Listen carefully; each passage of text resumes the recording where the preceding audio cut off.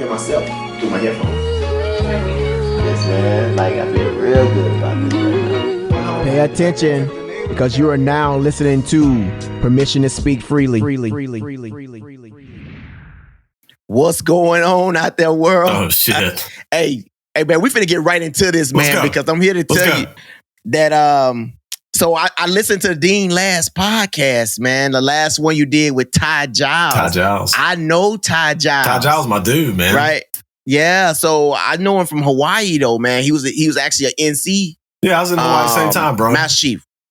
Yeah, from 12 to 15. Yeah, I was he there stayed 14 right down to the 18. street from me.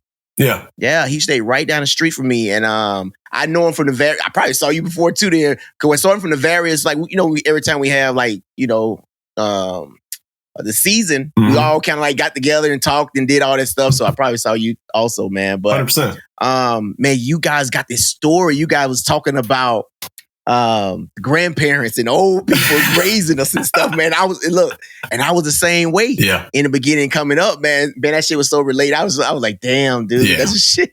Because grandparents, they ain't mess around, bro. Listen, bro, what I told Ty, man, like, so I might as well have been raised by my grandparents, because my dad, man, was 48 when, you know, like I said on my podcast, like, I was the baby of the second family. You know what I'm saying?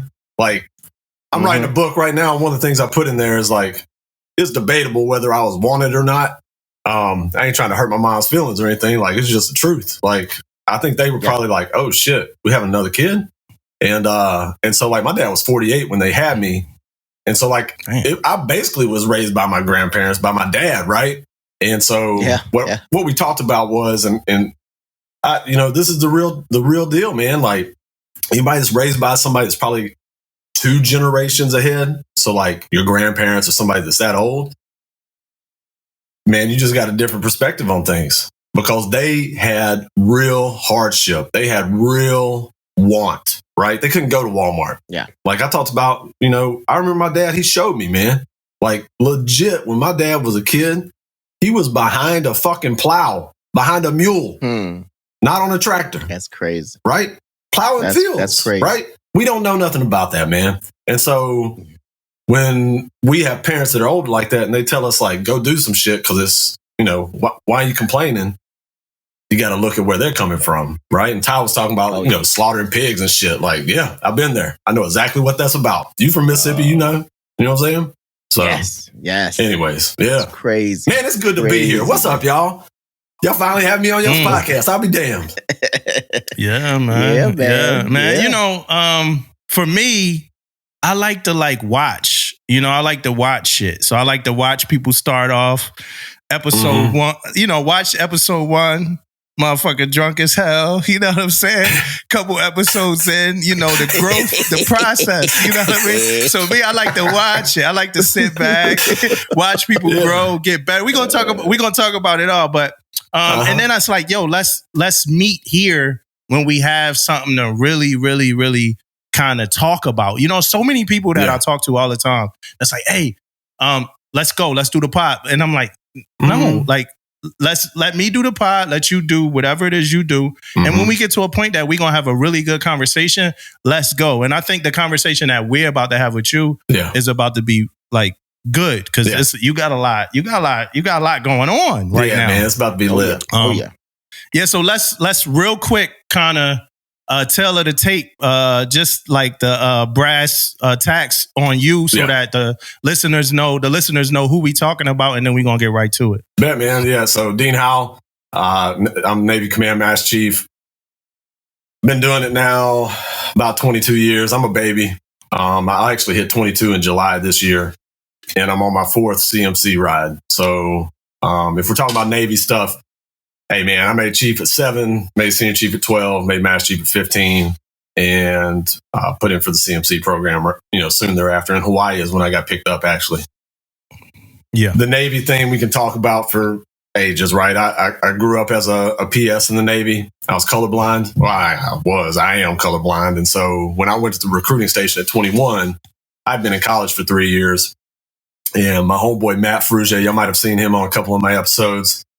He drove me down the recruiting station, man, and they gave me a practice ASVAB, and you should have seen BM2's fucking look on his eyes. He's like, oh, shit, we got one, right? I cut a 92 on the ASVAB. I could have done anything if I wasn't colorblind. Super athletic, man. I could pass the PST no problem back then. But man, like, you know, I talked to the SWIC guys. They're like, wait, you're colorblind? They're like, take your ass back to your ship. So I was an admin bitch. But I was an admin bitch that, you know, did, you know, ship self-defense force. I sat surface in combat on Fitzgerald as a senior chief, as a PS senior chief. I, you know, went to boarding officer school down in Mayport, actually, when I was a chief on Fitz. And so, like, I didn't let being an admin weenie, like, stop me, right? DSET. I mean, I was our DSET leader for a while because I had a sorry ass DCC on the ship. Oh shit, sorry, did I say that? You know what I'm saying? As a PSC, right? So, from the Navy perspective, man, it's been a great journey, and it's not done yet. I'm still loving it. Right now, I'm the CMC at SRF JRMC. Got about 50 chiefs at Yokosuka, and I got about 12 down in Sasebo, and then we're opening up a Singapore detachment here pretty soon, which is pretty cool. I mean, I got to go check on the detachment. You know what I'm saying? So I ain't complaining. Yeah. And then, you know, from a life perspective, born, raised, Winfield, Louisiana. It's a little bitty ass town in central Louisiana. If you don't know where that is, most people know where Shreveport is and they know where Monroe is. And if you were to draw basically a triangle down to the middle of Louisiana, that's where Winfield is. We're about 40 miles north of Alexandria. So grew up there. Both parents were teachers, poor as hell. And then my parents split when I was like 14. So 8th grade year, moved to Texas, and then did high school in Texas, and then did about 3 years of college in Texas at Lamar University. And then at some point, about 3 years into college, that's when I was like, yo, dude, I got to do something different because I didn't want to get stuck in Beaumont. It was the best decision I ever made. It allowed me to meet my beautiful wife, Mommy. We've been married 20 years this year. In June of this year, it'll be 20 years. I'm a girl dad. I got 3 beautiful daughters.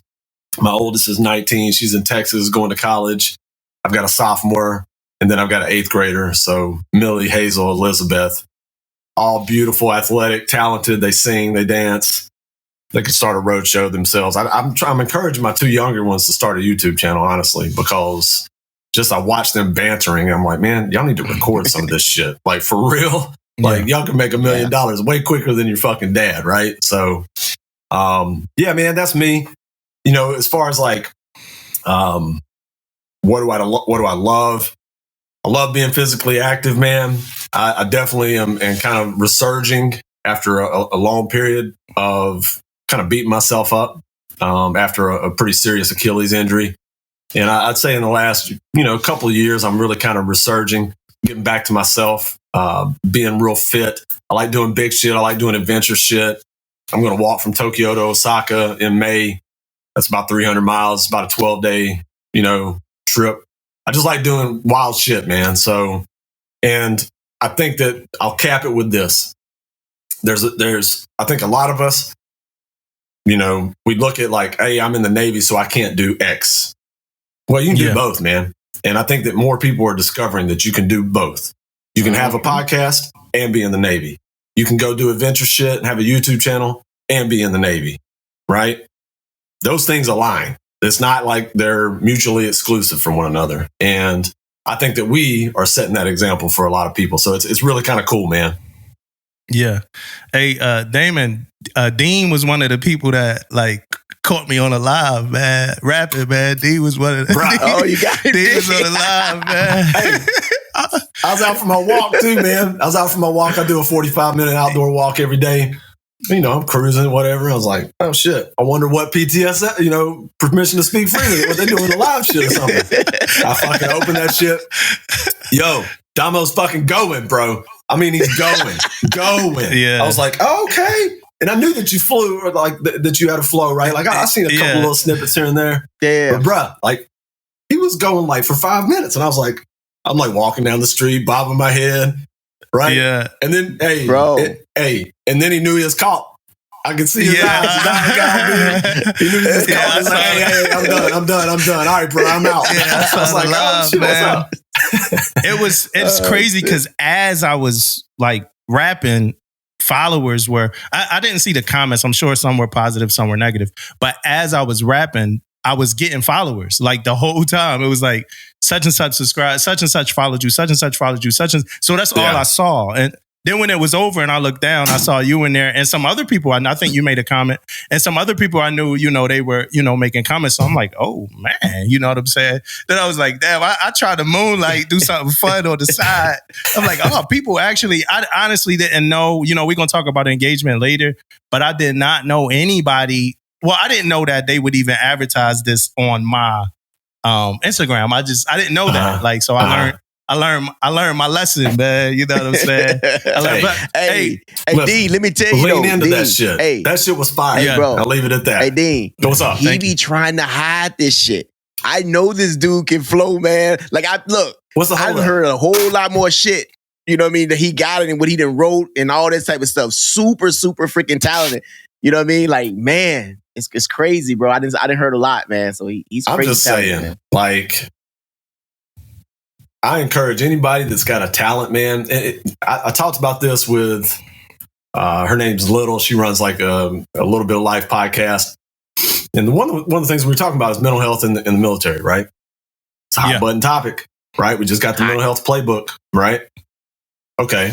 So one of the facets of mental health is being your authentic self, right?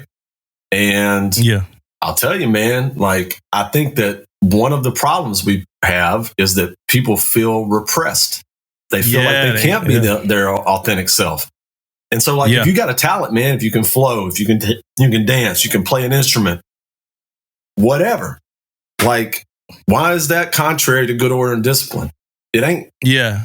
You know what I'm saying? And for me, for me, it's something that I always did, like even being in the Navy. And I'm still doing it now, and I plan on like leaning in more. But I got older.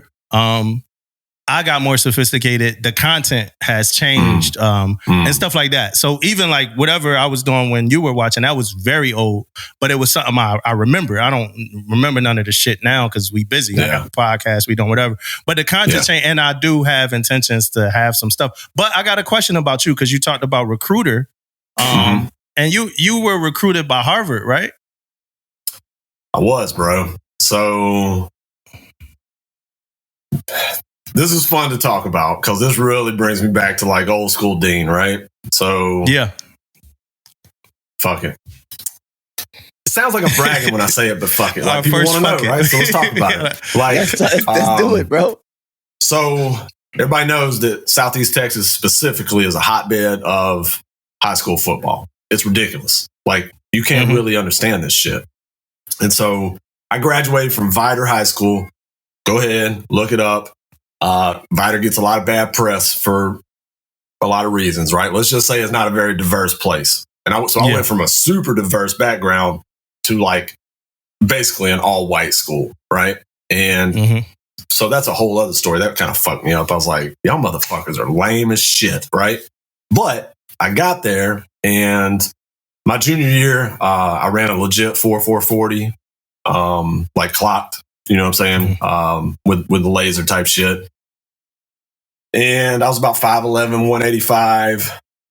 I played free safety and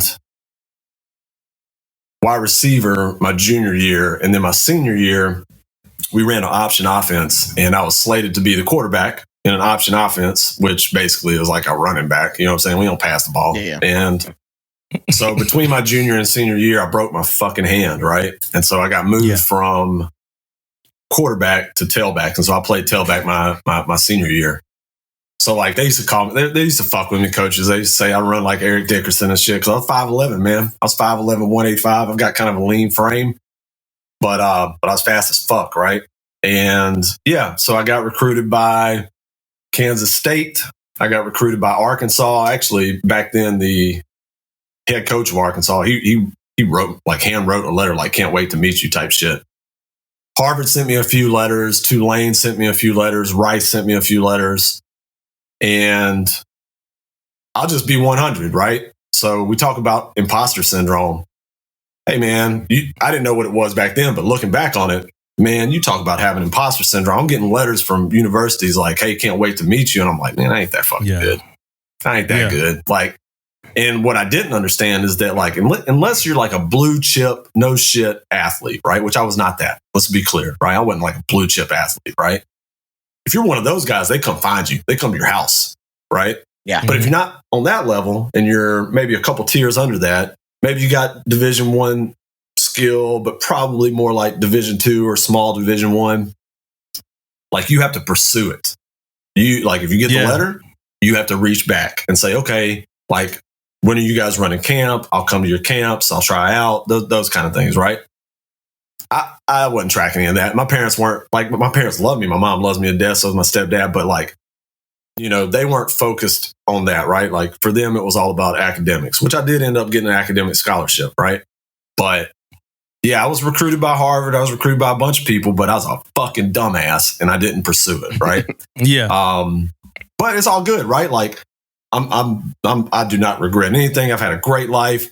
But man, that would have been pretty cool, right? That would have been pretty cool to play fucking SEC football at Arkansas, right? Like, even though it's in Fayetteville, but whatever, it'd have been cool, you know? Yeah. What was like the ultimate like deciding factor in you being like, fuck college, I'm doing something different? Like, what made you make that decision? Yeah, man. So I think a lot of people experience this, especially these days. Like, if you look at the guys and gals that we get into the Navy, I'd say almost half of them have some kind of college experience. Like, when you check in with somebody, some of them, like probably half of them started in college and decided to come into the military. For me, I started with an academic scholarship. I had a little apartment right there across from Lamar University. I had some good friends, let's just say. And Dean's house was the spot. And I lost my scholarship the first semester. I didn't wake up for class. Bro, when I look back on it, I'm like, bro, you could not get up for an 8 o'clock class. Like, what the fuck were you doing, you know? And like an 8 o'clock class, bro. And that, like, I think about 5:30 main space 5 drills now. I'm like, you're a fucking piece of shit, man. Yeah. You know what I'm saying? So I lost my scholarship the first semester. And that was a pretty big hit, right? So I start taking on student loans. And not a super expensive university, Lamar University. It's like a community university in Southeast Texas, in Beaumont. And I recovered. I got my grade point average back up to like a 3.5, 3.6. Did really well after that first semester. But I got to probably around, I don't know, I came in like July of 2001. So probably around the end of 2000. I was just kind of looking around and I was like, and I was having fun. Like, don't get it twisted, right? I was in college. I was working basically full time. I was a manager at Papado. Y'all might have heard of that place, right? Yeah. It's like you know Papado, right? Yeah. So I was a manager at Papado, living that restaurant life, which you ever worked in a restaurant, you already know. Yeah. Right? Like, it's a good time, right? So, and Matt was my boy. And again, his sister was, she's like an AW in the reserves. And, you know, we just got to talking. I was like, dude, like, Beaumont's cool, but I cannot imagine myself being here forever, bro. Like, I gotta do something different. The original plan was, so my family, my stepdad specifically and my brothers, so they have what's called the Packard Law Firm. Back then it was Packard and Packard. Now it's the Packard Law Firm. San Antonio, Beaumont, Lake Charles. And so the original plan was to come in, get my shit together, and, you know, get out and then finish up my degree. I only had a year left, and then go to law school and then join the firm, right? Like, that was the original plan. But bro, they fucked up. We pulled into Pattaya Beach, Thailand, my first fucking port visit. I was like, fuck it. 20 years, sign me up. You know what I'm saying? Sign me up. Hey, what was your first command? USS Essex in Sasebo, Japan, bro. Sasebo. Yep. Man. I was down there with, y'all might know D. Hairston. Y'all know D? He was down there with me. Back then, OG Feaster, who ended up being a mentor to Ty Giles, is down there with me. Marty King, who ended up being the George Washington CMC, I know the Marty C-Face King. CMC. He was my CMC. Who, Marty? He was my CMC on the McCain. I think it was a McCain. Yeah. Yeah. I know Marty. Marty was an AOCS on Essex. I saw him get frocked to AOCM when I was a second class. right? So me and Marty go way back. So yeah, man. But yeah, man. Hey, Essex was my first ride. But to answer your question, Damo, man, it wasn't like I was in peril. It wasn't like I was like wasting my life. I just wanted to do something bigger than myself. Yeah. Right. And I specifically remember feeling that, like, man, like I never thought about joining the military, but you know, I'm athletic. I am smart. I think I'll do well at it. You know, I'm going to serve my country. Like, I remember feeling those patriotic feelings, and you know, I just wanted to change the scenery at the beginning, right? And and like I said, man, it was the best decision I ever made. I don't regret anything. Yeah. So you went from Louisiana, which you know, that's Gulf Coast. I would consider that Southern. You know, to Texas. Texas is a little more north than Louisiana, but me being from Philly, I still consider that Southern. To Japan. Yeah, bro. Yeah. And then I've been in Japan basically my entire adult life at this point, right? Yeah. So how was that culture? How was that? Was that a culture shock for you? Oh, yeah, dude. So I always tell people, no, it sounded like a whole car just crashed outside. It might be a whole earthquake happening. Well, speaking of fucking Japan, right? That was fucked up. Hey, so I always tell people this story, right? Speaking of culture shock. So here I am. I got to Essex in November of 2001. And I remember I show up to the pier. They dropped me off at the wrong ECP. So I had to walk like a half mile. It was like midnight. Got to the ECP. They're like, oh, hey, what's up, dude? They're like, they called my sponsor, who was this guy named Jones, and he's a freakazoid. And he comes down the pier and he shows me to my rack. It's not made or anything. He's like, yeah, it's bottom rack. This is you right here, dude. Yeah. So whatever. I was a Boy Scout. So I like, oh, fuck it. I'll sleep anywhere, man. So I jumped in that bitch, woke up the next morning. You know, he grabs me. We go up to work, blah, blah, blah. And so that was November. My first Christmas in Japan. And I've told my wife this, so it's not like, you know, it's no secret, right? But so I met this little thing, right? It was like Friday night. You know, Christmas Eve was like Friday night. Went out with the boys there at Sasbo. If you've ever been to Sasbo, like, there ain't much there, man. There's just a few little bars, whatever. I met this girl that had come down from Fukuoka, and, you know, one thing led to another. And, you know, we spent the night together in the Holiday Inn there. It was fancy. And, and I remember we woke up the next morning, man, and it was raining, right? It was gross. It was cold. It was like sideways raining. It was Christmas Day. And I remember and I roll over, and she wasn't nearly as attractive as I remembered. I was like, God damn it, right? And so, you know, so we check out, and she's still tagging along, man. I'm like, man, she got to go, dude, right? Yeah, I got to do something. So I was like, hey, I gotta call. It's Christmas, so I need to call home. She's like, okay. I was like, all right, see you later. And she kind of said, bye. And so she left. And I had some of those old AT&T prepaid phone cards. You remember those? Yeah. She just give them to you for free. I had a pocket full of AT&T prepaid phone cards. So I went into a fucking phone booth, man. It's raining. I'm all wet and shit. And I like call home, and my mom answers. I'm like, Merry Christmas. And, you know, I tell that story. It's kind of funny, right? But that was kind of like indicative of the initial culture shock. Just being away from home. And it felt like there was a lot of rain in my life at that point, I guess is the thing, right? And it was during stand down. So, you know, everybody's on leave. And so you kind of, you know, the ship's not really operating the way that it normally does. And so, yeah, I remember my first couple months were pretty rough, man. But I really settled into Japanese culture real quick, man. Like and to this day, like this is the place where I probably feel at most at peace, either here or like the woods in Louisiana or out on the lake in Texas. Like there's just a vibe here, and I'm all about the kind of woo woo hippie shit. There's a vibe here that really kind of puts my soul at rest, like at peace. I don't feel anxious. I don't feel stressed out, and the culture is just so good. Like, you know, people take care of each other. There's almost no crime. There's like basically no crime. Public transit is like fantastic and clean, and everybody's respectful. And Yeah, man, I really love it over here. And so as I look to my future, right, like, yeah, there's a culture shock initially, but you know, the name of the podcast, The Rising Sun, that's definitely a play on the fact that like I'm basically half Japanese at this point. And you know, as I look to the future, you know, we'll maintain a residence here, and because I won't be able to go long periods of time without coming back to Japan to get kind of my fix, right? And so, as I look to the future, we'll maintain a small, probably apartment or condo here, plus the residence in Texas, and it'll always kind of be about like a back and forth kind of thing, you know. Hey, also, we talked a little bit about the podcast, man, Rising Sun, right? Yeah. So my question is, man, like, what's the message, man, you get into the audience? Like, what are you putting out? What do you want them to get from when you come out, when you put an episode out?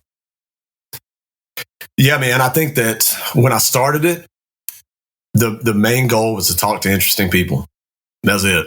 Like, it's a labor of love. I'm not making any money off of it, man. And, you know, the viewership is what the viewership is, right? And so that's never been the intent, right? Is it a great networking tool? Absolutely, man. It allows me to meet really, really cool, interesting people that, you know, that I want to be associated with later on in life and now in my life. So, like, you know, why do I do it? I don't know. I enjoy doing it. I like talking to cool fucking people, you know? But like the message I want to get across to people is that like, there's a way to win. There's a way to win at life, period. And you know how you win at life? You fucking keep going. And you don't fucking blame people. And you don't say, oh, poor pitiful me. And I wasn't given a fucking chance. Like, hey, bro, I'm from fucking Louisiana, right?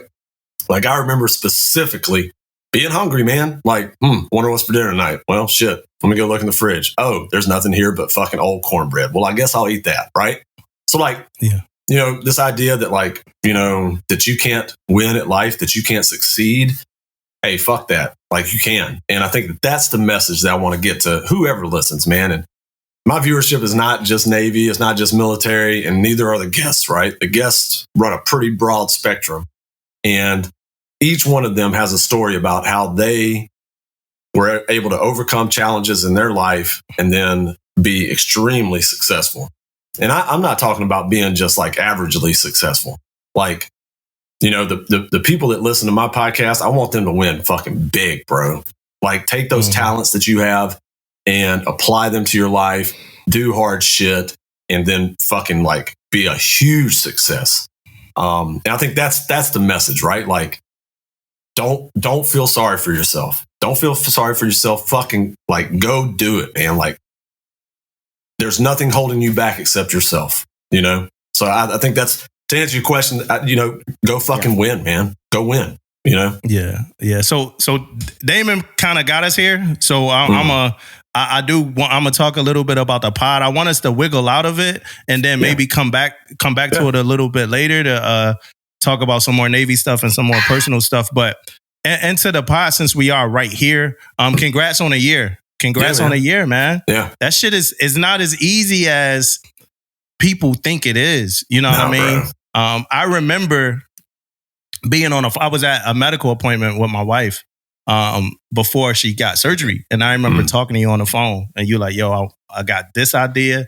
I'm going to do this. I'm going to do this. I'm going to do this. I thought it was cool because I saw you do everything you said you were going to do. Yeah. But I also know that it's a journey. Like, and nobody, you can never tell anybody how much of an uphill battle it is. And then it's a certain point to like you get to where you like surrender some shit.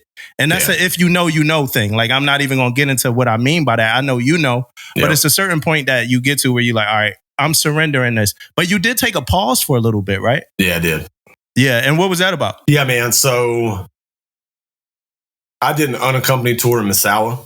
So if you guys don't know about Misawa, it's cold as fuck, first of all, right? You get about a month of, you know, summer in Misawa. It's the snowiest base in all of DOD. And so the winters are like, you know, like Jon Snow would say, right? The winters are long and dark, right?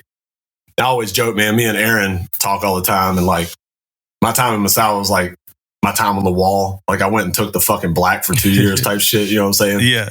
And then made my fucking triumphant return to King's Landing down here in fucking Yokosuka. Yeah. But the pause. So I did an unaccompanied tour up there. And so when I started the podcast, man, I was living by myself. Right. And so like, you know, I can set up the lights and I can set up the microphone and the camera and I can just go. Right. And I didn't have to worry about, oh, it's dinner time or I got kids in the house or school or X, Y, Z. Right. Like it was just me. So it was easy.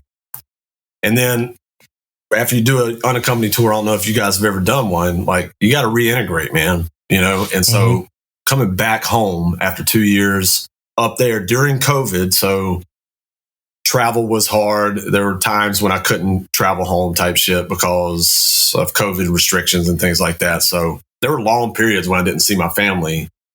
And so it was like a true unaccompanied tour. Like I couldn't come home every weekend type shit. Like I'd go sometimes 2 or 3 months without seeing the family. So got home. Well, I should say transferred.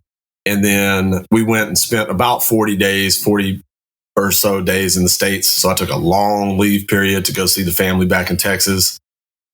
And so during that period, I was like, I'm not doing podcasts. I thought I might do some in-person ones while I was back. But I was like, you know what? I'm focused on this. I'm with the family. I'm going to be present. I'm going to enjoy this vacation, unwind, you know, reacclimate to being with the family. And then when I got back, I was back in the house, right? And so reintegrating, like dad's back home. I don't want to like disrupt the balance of what they've been doing for 2 years. It's important. You got to, man. You got to reintegrate. And so I even put it on my Instagram. There was a post that I made when I had decided that I was going to make a strategic pause. And, you know, it was a picture of me like with my kids and they were doing homework and I was helping them with their homework. And, you know, that was the focus. That was the focus at the time. And then, you know, that got me through basically Christmas. And I was starting to get, you know, you've done it, right? I was starting to get the bug again. I was like, man, I got to get this thing rolling, right? Like I already put too much time and effort in this thing just to let it die on the vine, you know? And so I talked to one of my good friends. He was the first one that I had back on the podcast, Bryce Arnett. And I've known him since like, I don't know, 96, 97, maybe even before. And he was like, dude, like, I love what you're doing. And oh, by the way, Bryce is a recovering alcoholic. And I've struggled with alcohol, especially being on an unaccompanied tour, right? Like, well, what I'm going to do today? I guess I'll fucking have 3 chew eyes, you know what I mean? So, and so like he kind of helped me as I was kind of pulling myself away from that. And he was the first one that I had back on when I kicked it back off. And that episode went so well. And because they don't all go well, man, right? Like sometimes it's a fucking shit show, right? Like, goddamn, how am I going to salvage this, you know? And just the encouragement he gave me, I was like, you know what, dude? And what he told me, I was like, you know, I'm having this self-doubt. He's like, dude, you're Dean motherfucking Howell, bro. Like, get this shit done. I was like, okay, that's what I needed to hear, right? And so the strategic pause was about reintegrating with the family. I'm glad I did it. And now they fully support me, man. You know, because I gave them that time that I didn't make that the priority. They understand that they are the priority and this comes second every fucking time. But now they help me with it, right? So like my 16-year-old, bro, like the things they're teaching them in school right now, she takes video communications. She's a fucking wizard on Adobe Premiere Pro, bro. Like a wizard, right? And so like I'm paying her $50 a month to fucking produce my podcast. Good, you know what I'm saying? Yeah, it's good. It's good, man. So that's good. So for me though, I know Damon asked you that question earlier. For me as a listener, at this point, like day one listener, I look at your podcast as for me, it seems like it's a reflection of you. Like, so it started, you know, it seemed like it was a time. And now that you reflect on it, we're going to talk about it in a minute, but you reflect on it, like maybe having too much to drink before recording and stuff like that. Yeah. But the pod, like the way the episodes go, the way your guests go and things like that, like it started real intimate. Like you had episodes with your daughters. With your daughter, you had episodes with friends. But now it seems as if like with the 75 hard thing that we're about to talk about and just your focus on health, your focus on winning and stuff like that, it looked like your guest list expanded to the same way that it seems like, you know, your vision and your plans and your life is in this like new direction. Just for me as a listener, that's kind of what I'm seeing. And yeah, like I said, congrats on a year. And I don't know, is it the same way? Am I seeing something off, or is it the same way for you? No, man, I think you're absolutely right. When I started this thing again, it was kind of, I had an idea of what I wanted to do with it, but I didn't think that it would happen so quickly. And what I mean by that is that, and you know, I'll talk about this in a second, like some of the guests that I've had recently, I anticipated that those would come much further down the road, you know, whether it's a Hannah Eden or a Matt Vincent, like, you know, these are big names, right? Sean Whalen, like those are big name people, right? I'm gonna have Ryan Stewman. He's already agreed once I get 50 on the books. So and so like I knew that I wanted to get there, but I had this self-doubt. I didn't really believe that. I think I didn't believe that I was going to get there, and I certainly didn't think that I was going to get there anytime soon. And I'm not like, I have not arrived per se, but I am exploring new types of guests. And it all started with basically like senior enlisted. I had some spouses on, I had some friends, and now it's kind of taken a different path, right? And I'm excited about that for sure. But yeah, I think that if we were to draw a line, like when did like this thing turn into something different per se, right? For sure, it's this time when I've done 75 hard. And oh, by the way, I've attempted 75 hard all of 2022. Like I probably tried a dozen times, and I get 5 days, I get 10 days. And then something would happen. I wouldn't drink all my water. I'd have a fucking drink. I'd whatever, right? I wouldn't, I wouldn't pay attention to my workout. I wouldn't get an outside workout. And if you're not tracking what 75 hard is, look, I don't want to explain it here. Basically, go check out Andy Frisella on Instagram. All of the templates are there. You'll see what it is, right? But essentially, it's a 75-day program about mental toughness, about hitting the reset button on your life, right? About making yourself do uncomfortable things and getting into a routine, right? And so I'm at day 69 right now, so I'm going to finish. 69. I'm gonna finish it this 69. time. You know what I'm I actually got that in my notes. Like 69, man. You got 6 more days, man. Bro. And I think what you find, and I encourage anybody to do it, man. Honestly, I do. I think anybody could be well served by doing 75 hard. I'm not promoting Andy Frisell. I don't fucking know the guy, right? I listen to his podcast because I think it's hilarious. But, you know, this program will really change your life, man. And yeah, I got 6 days left, but guess what I'm going to do in 6 days? I'm going to keep doing the same shit, man. Yeah. I'm going to keep doing the same shit because now it's truly a habit. Now it's a way of living. Now, like I get anxiety if I don't do the hard shit, right? If I didn't get my second workout in and the day's winding down, I start to get anxiety about not getting that thing done. Not because I'm worried about not finishing 75 hard, but because I'm not exposing myself to that hard shit, right? And if I expose myself to that hard shit when I'm done with it, dude, I feel so much better. When I sit in that sauna for 20 minutes at fucking, almost 200 degrees Fahrenheit, bro, when I walk out of that bitch, I feel like a new man. If I don't do that, if I don't lift some heavy shit, if I don't get my outdoor workout done, then that's when the anxiety and the self-doubt starts to creep in, right? And so, yeah, I think that this time when I started 75 hard and I started it on January 1st, I think that I was like, look, dude, let's go all in. Let's see what happens. Let's see what happens if I go all in, right? Worst case scenario, I'll go all in and then I still have a good podcast. If I go all in and I have a great podcast, then what did I fucking lose? Nothing, right? So go all in either way, right? And that's kind of been my mentality as I kind of kicked it back off. Like, let's don't play footsie with this fucking thing. Like, if you're going to fucking do it, right? And that's kind of where I'm at with it now. Like, I'm all in, dude. There ain't anything that I say on here that is crazy, right? So I'm not worried about like what any repercussions or what have you. I'm all in on it this time. And it's okay to be all in on this and all in on being a command master chief and, taking care of my command. Matter of fact, the two fucking things complement each other is the way I look at it. You know what I mean? Yeah. Hey, so listening to your pod, right? Talking to you and everything. I kind of got you like you almost like my right shoulder, like the angel, the right shoulder angel, right? But what's Dean on the left shoulder? Like, what the hell does your left shoulder tell you? Oh, left shoulder says fucking it's Friday. Go pick up fucking 3 or 4 or 5 chew highs. And let's sit on that back porch because it's nice outside today. And let's get fucked up, right? Like that's the left shoulder, Dean. It is what it is, bro, right? When was the last time your left shoulder talked to you? The left shoulder talks to me every day, man. Yeah, every day. Right. Yeah. Every fucking day. Right? Yeah. Left shoulder's like, bruh, you already know. Right? Like, just fucking hit that fucking chew high. Yeah. You still gonna do your outdoor walk, man. Yeah. It's just gonna be a little more fun. You know what I mean? And I'm not saying that I'll never drink again, right? Like, it's not that, right? Like, I'll probably have some beers with the boys every once in a while. If I'm having a barbecue at the house, I'll probably have a couple colas, right? Yeah.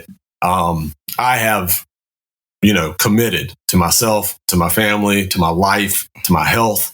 I've committed that I'm not going to allow that alcohol specifically, right? But alcohol is just like the indicator of all of the, the things that we give into, right? Alcohol is like, for me, it's like alcohol. But really what alcohol represents is me being a fucking pussy, right? Yes. Yeah. You know what I'm saying? Yeah. Me giving in to all those things that are going to make my life worse, right? And so, will I have some beers again someday?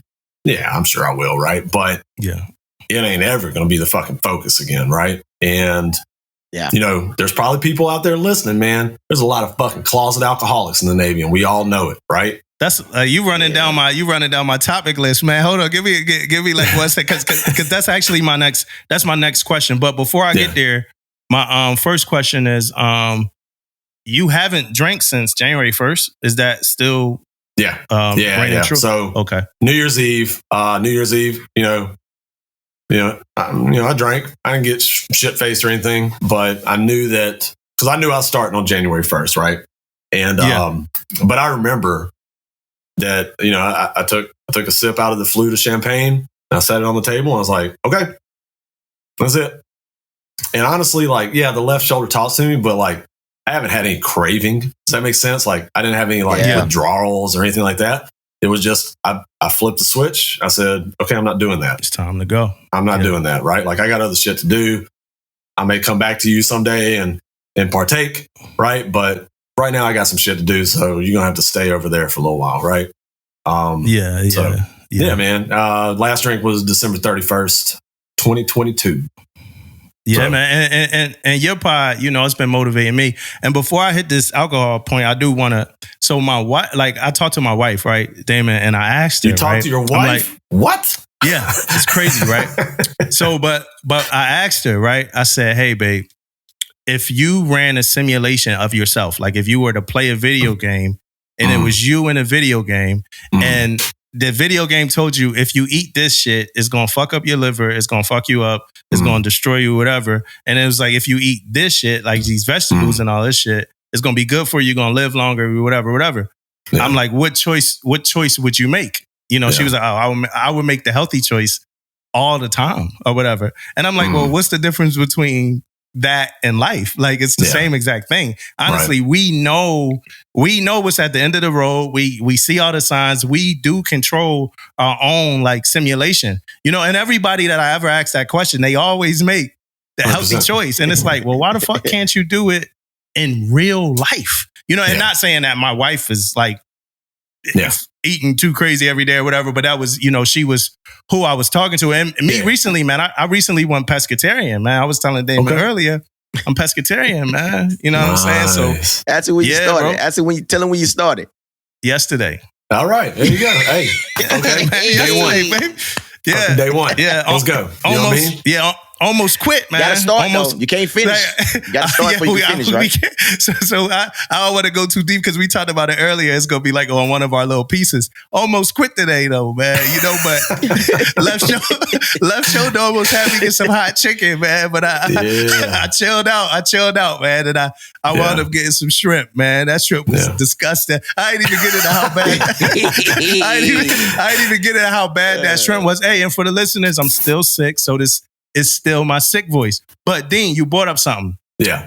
And I had a question in here, and I probably worded it wrong, but the question is there a drinking subculture in the Navy? And you brought up closet drinkers. Come on, man. You know, this is one of those questions that, like, you know, we all know the answer to. Okay? Yeah. Drink to the fucking phone. Right. Stop. Okay? Come on, man. Drink to the phone. Come on, let's talk about it, right? Sailors in general have a drinking culture. Okay. Anybody ever been to the Constitution? Yeah. So USS Constitution, probably went for Senior Enlisted Academy. I went also as a selectee for Heritage Week back in 2008.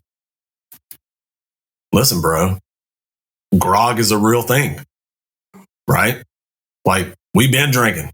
We've been drinking since ships set sail. We've been drinking. Sailors have been drinking, right? This Navy isn't any different. We all know that, man. Come on. We know. And, oh, by the way, it's not just the Navy. You know, I've served with the Air Force on a couple different occasions, both in Hawaii and then also in Misawa. It's a military thing, right? It's a military thing. Like, we get turned up. It is what it is, you know? Yeah. And you know, like, so it makes it's the culture enables it. How's that, right? The culture is the enabler, right? We're going to drink. If we're having, you know, a cheese mess function, we're going to drink. If we're having a change of command, there'll be cocktails after. If we're having our Christmas party. Everything. Everybody's cutting loose. Everybody's drinking, right? Yeah. Okay. Is that a bad thing? I don't know. Probably not. I mean, it's legal, right? So, you know, like, the culture didn't make anybody drink. Yeah. It might enable, you know, the drinking in a sense, but, like, that's a personal decision, man. That's a personal decision. Like, okay, am I going to drink tonight or not? Okay, that's up to you. Are you going to or not? Right? And here's the other part. Am I going to drink? Am I going to overindulge? Right? From a guy that knows how to overindulge, right? Oh, trust me, I know how, right? I'm good at it too, right? I'm the life of the fucking party, right? But there's one thing with allowing alcohol to be like a social lubricant. Have a couple beers, maybe a cocktail, you know, maybe have a scotch on the rocks with a cigar with friends. Hey, that's one thing, right? The next step, though, is now I've had 3 shots of Jägermeister. I'm on my 4th beer. You see what I'm saying? Yeah. Like, I think that the danger is when people allow themselves, and this is where the culture is too, the danger is when people allow themselves to go past, like, I'm going to have, like, you know, I'm going to have a little social lubricant, loosen up, have some drinks with friends at a party, to, all right, I guess we're getting fucked up. Like, let's go, right? And that's the part that is real easy in the military, because the culture is there to allow it, right? We talk about right spirit and this, that, and the third thing, but come on, man, let's be real, right? Yeah. Everybody's getting fucked up. Especially deployment, especially on deployment. Like, when you get you hit like a port, and they like, all right, y'all got to be back by like such and such time. Yeah. All right, people rolling out, they might stop, they might get something real quick. They finding somewhere to drink. And Damon, remember the last shit people used to get back, bro. I used to, like, you would think I was in Walking Dead, bro. Like, I'm running, ducking, and senior chiefs like drunk, and they get that zombie look where they see you from down the P-way and just start looking, hang them eyes. Dog, I'm out. Dog, I'm hitting my rack because they about to come to you drunk. They just having the most fun in their life. They drunk as shit. Go to sleep, man. You know what I'm saying? But it's a crazy lifestyle. But you brought up closet alcoholics, and it's very easy to, like, become to not really understand how bad it really got for you. If most of the people around you doing that shit, or if it's like, I've been places where people try to make me, I drink. I'm not gonna say I don't drink, but I've been places where people try to make me feel bad because I wasn't drinking at the time. Oh yeah. All the time. It's like, no, you ain't gonna get a beer? Like, nah, not today. Like, you know what I'm saying? Yeah. They might not even want you to hang. Like, they might not even want you hanging with them if you don't, if you don't drink or whatever like that. Yeah. Then I've been destroyed off alcohol a few times too. So, I'm nobody's saint, you know what I mean? Right. But it is a lot of closet, alcohol. But would you say that you got that far, or you kind of stopped on a... No, I'll say it like this, right? Like, I like to drink. I still like to drink. And I acknowledge that. You know what I mean? Was it impacting my life like super negatively? Like, like you kind of you see the stories. Nah, it's not that, man. Like, I get off work. I'm like most people, right? I get off work. I got some beers in the fridge. I'm going to have a few, unwind before dinner, right? Call it a night. It wasn't anything crazy, right? We're not talking like stumbling down the street, blacked out, doing wild shit. That's not it, right? Yeah. But those 3 drinks every day after work compound. It's like compounding interest, right? That shit ain't good for you, man. Nah, Nothing that you do in excess is good for you, except maybe physical activity. And that's about it, right? Maybe reading books and becoming a better human. Maybe you do those in excess. But even those, you have to exercise some type of restraint. Otherwise, you're ignoring other things in your life. But for sure, eating too much sugar, eating too much fucking red meat, eating too much bread, drinking too many fucking beers. Those things for sure will compound over time. And next time you look in the mirror, you're a fat piece of shit. You don't recognize yourself. And it's not because you did anything necessarily bad. You just haven't taken care of yourself. Like, let's be honest about it. Alcohol is a poison by nature. That's why you get intoxicated from it, right? Yeah. If you do it in moderation, there ain't nothing wrong with it, man. There ain't nothing wrong, right? When you do it over time in moderation, however, that ain't in moderation anymore. Now it's become a compounding problem, right? I think that's probably where I found myself is that like I hadn't put it down for a long time. It's like you come home, come home, grab a glass on Monday night, Tuesday night, come home. I was talking to my brother about that. Like, come home, grab a glass on Tuesday night. Like, I'm not getting drunk. I'm just one glass. Wednesday night, one glass. I'm watching a movie, one glass. Sports is on, one glass. It's like by the time you look up, you're like, damn, I didn't drink every night, at least one drink for like 3 weeks straight or something like that. Shit is crazy. Right. And it's easy to just continue down that path, man. Yeah. Especially as you get older, because your body changes as you get older. And so you attribute kind of like the changes in your body to age. You're like, oh, well, of course I'm a little fucking fluffy around the waist, man. Like I'm fucking 43, right? No, bitch. No. It's because you're being a lazy piece of shit. I'm talking to myself, right? It's because you're not fucking going to the gym the way you're supposed to. It's because you're not taking advantage of the God-given genetics that you were blessed with, right? Like that's why you're a fat piece of shit. Because you have been drinking every night for the last 2 years. That's why you're a fat piece of shit, right? Yeah. And when I say fat piece of shit, I mean it in the most like, general terms. Fat piece of shit. My body looks like a fucking fat piece of shit. And that fat piece of shit body is a visual representation of what my fucking brain and my emotional state looks like as well, right? Yeah. And these behaviors, right, they could become like just customary behaviors. Like, so, I come home, right? And instead of, let's say, the alternate behavior would be coming home, finding some food, vegetables or something like that, prepping the food, cooking the food, eating the food, right? That's a whole process. It takes energy to prep the vegetables, to cut them up or whatever like that, versus coming home. And this has been me some nights.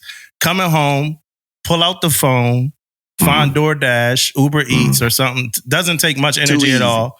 I'm watching a movie, And if I'm ordering something off DoorDash, Uber Eats, it's not going to be the healthiest of meals 9 times out of 10. So then I order that shit. All I really have to do is get up to get the food, eat the food. I'm still chilling. After that, eventually it's time to go to sleep. You know what I'm saying? So it's like no action at all. That kind of takes away from that healthy lifestyle. I do have a question for you. 15 years in Japan, right? That's how long you've been in going on 16. Yeah. And when did you meet your wife? Like how far into your career? Yeah, bro. So I got to Japan in November of 2001. We met maybe summer of 2002 time frame, maybe August of 2002, something like that. It's a funny story, man. So y'all ever been to Sasebo at all? No? Yes. Okay. So Sasebo has this, it's the craziest thing. There's a Dutch theme park right outside of Sasebo. It's out by the housing area called Hario. The Dutch theme park is called Hastenbosch, right? Like windmills. It's what you would imagine as a Dutch theme park. There's no rides or anything. So me and the boys, man, it was a Sunday morning. Again, we had been out steaming the night before. And so like, I remember waking up in ops berthing on Essex. I didn't have a house or anything. I was young, fucking third class. I woke up, we all sleep in the same aisle. And I get up and it's like 9 a.m. and I'm feeling like shit. And we get underway the next day. We're getting underway on Monday. And I got up and I woke the boys up. I was like, hey guys, I was like, let's go do something, man. Let's not go to fucking Galaxies today. Like, let's go do something, right? Yeah. What the fuck you want to do, Dean? I don't know, man. Let's go to the train station. We'll look at the board. Wherever is the cheapest place to go to, we'll go there. So we look at the board. We go, and Hastenbosch is like super cheap to get to. Little do we know, it's like 5,000 yen to get in. So we end up spending a bunch of money anyways. And it's a Dutch theme park, and they have an ample supply of Heineken. So we drank a lot of Heinekens that day, right? Yeah. So end of the night, man. And here I am, dummy. I got like a shirt with like the sleeves cut off, thinking I'm, Mr. fucking badass. And 22 years old, young strapping buck. And end of the night, there's a Cuban band playing at a Dutch theme park in Japan. And so, whatever, we're watching this Cuban band. It's pretty live, right? And we look up at the front row, and there's these 2 cute little Japanese girls, man, like sitting on the front row. And, I was there with my boys. I was like, fuck it, let's go talk to them, man. So we go up, we talk to them, blah, blah, blah, blah, blah. At this point, the train stopped running. We're all broke. We didn't have money for a cab. I don't know how we thought we were going to get home, right? And so we asked them for a ride home, right? And so they bring us to the back gate and drop us off. I got mommy's email address. She spoke that much English, bro. And my Japanese was just above 0. And got her email address. We went underway. We were underway for like 3 months. We emailed back and forth, while I was underway. Got back. We started dating. I'd go to Fukuoka. She'd come down to Sasebo. And so we dated for about a year. Funny story is, on New Year's Eve of 2002, I asked her to marry me for the first time. Yeah, damn. Yeah. And she was like, no, I don't barely fucking know you, dude. Like, no, I'm not marrying you. It's like, God damn, okay. And so then fast forward in the spring of 2003, I asked her again. She said yes. We ended up getting married in June of 2003. And man, it's, if you've been married for a while, like I said, we're going on 20 years, man. And look, dude, like when you've been married that long, man, it's a roller coaster, and there's a lot of sacrifice that both parties give to the equation, especially once you start having kids and shit. And dude, that woman is a saint. Like her place in heaven is reserved already. Just for putting up with my ass for 20 years, right? Like, there's no doubt about it, And again, I talk about joining the Navy as a great decision, no doubt. Marrying her was the best decision I ever made. She's a great mother. She's a fantastic wife to me. She keeps my ass, even in my hard times when I'm being a knucklehead. Like, she's the one that tells me, right? Like you want to know who the real, person on the right shoulder is? Yeah. Yeah, it's a little Japanese girl named Mommy, right? Like, and she's quick to tell me, I don't give a fuck. You're command master. I don't give a fuck who you are. Like, you're fucking up and you need to get your shit straight, right? Yeah, you're right. You're right, girl. I love you. Thank you. Sorry. You know? So, yeah, man, we got married in 2003 and it's been a fantastic ride with her, dude. She's gone with me to Tennessee. That was rough on her. First time living in the States. I brought her to Millington, fucking Tennessee. I don't know what I was thinking. That's like, it's not New York, it's Tennessee, man. Like, what dude. Hey, but look, how'd y'all learn each other languages? Like, how'd y'all? Yeah, bro. So if you're in our house, it's funny, right? Like, we call it Japanglish. Like, when she and I are speaking to one another, it's this weird mixture, man, of Japanese words and English words that I taught to her, and then vice versa. And so it's I think that what we discovered over time as we were dating and early in our marriage is that, like, we just have a very emotional connection to each other. And, like, she didn't have to say shit, dude. I know exactly what she's feeling, what she's thinking in any situation, just by her aura, by her presence, not even nonverbal cues. Again, I'm in the real kind of woo-woo shit. Like, it's not like telepathic, but man, I know where her head's at all the time. And I did even back then. Like, we had this very, subtle way of communicating. Our verbal communication has improved over time. Yeah. And it's, we can talk about anything now, the meaning of life, right? But just, we've always been very connected. I know that sounds lovey-dovey or whatever, but, like, our hearts are connected. We came up in a very similar background. Her dad dipped out when she was young and she hadn't seen him since. And, I had a kind of similar experience with my dad, dipped out and we both came up poor. Our parent, like, it's crazy. Like, when her mom met my mom, like, her mom was like the Japanese version of my mom kind of thing. It was weird. Right. And so, like, we've just always had this very close, almost like metaphysical, connection to each other. And it's worked, right? It's not perfect, but it's worked, right? And I think the good thing about it is that, like, we made an agreement early in life when we started having kids that she was going to speak Japanese in the house and I was going to speak English. And so all of my girls are completely bilingual. And it's just, that's just the way that we decided to do things. And it worked out, right? So, yeah. Yeah, it's funny, like, all my friends in the Navy that, like, had language barriers, I just gave them a bunch of, like, Seth Rogen movies and shit. Yeah. And they just came out. All they did was come out cursing. Like, he's like, hey, motherfucker, like, this shit here is fucking crazy. I'm like, yo, dude, like, let me give you something else now, man. I done gave you too much damn a 40-year-old virgin and all, knocked up all that shit, man. They just came out crazy, bro. I mean, and they were great at speaking English, but it had to have a curse word, like, every, like, other second. So you said you made rank fast, right? You made Master Chief in 15 years. Yeah. Do you think that you would have done that the same way if you didn't do those couple years in college first? Yeah, I think about this all the time, man. And I think that, so let's start here. Making Chief in 7 years was hard. A lot of people would say, well, what do you mean it's hard? Bro, like, I didn't know shit. I didn't know shit about the Navy, right? I was not a, what we call an institutional expert, right? We talk about, institutional expertise as being, one of our, guiding principles.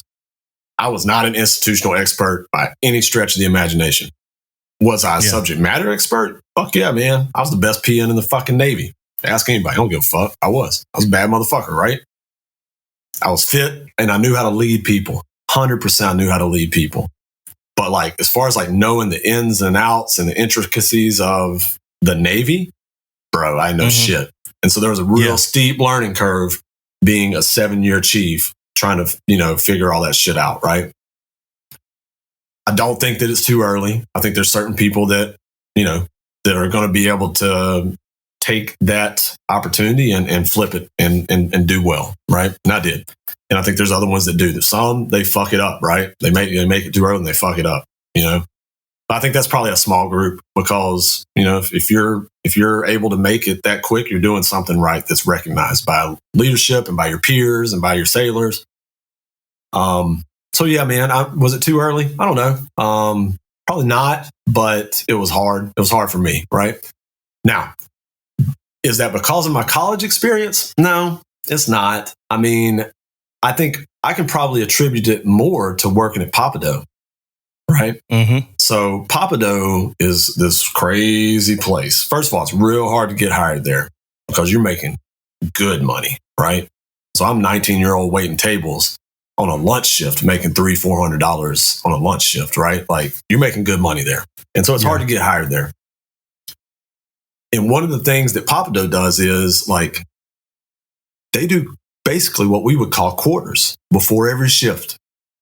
And you line up and your shirt better be just so. It better have been dry cleaned, or if you pressed it, you better have done a good fucking job. Your apron has to be completely flawless and starched. Your vest has to be completely clean. So they do like a uniform inspection before every shift on all of their servers, right? It's almost a kind of a militaristic organization in a sense. Bro, when they hired me as a manager, when I moved up from server to manager, they made me go take a fucking personality test and a fucking polygraph at a restaurant. Wow. You see what I'm saying? Right? Yeah. And so, bro. Like, college, shit, that didn't teach me nothing about fucking leading people.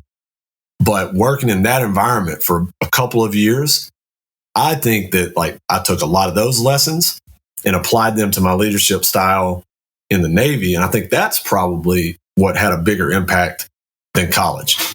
Now, if you take that pre-Navy experience in total, right? So 3 years out of high school before I joined the Navy, was I more situated at 21 to come in and be successful than I would have been at 18? Absolutely, 100%. And you see that all the time now too.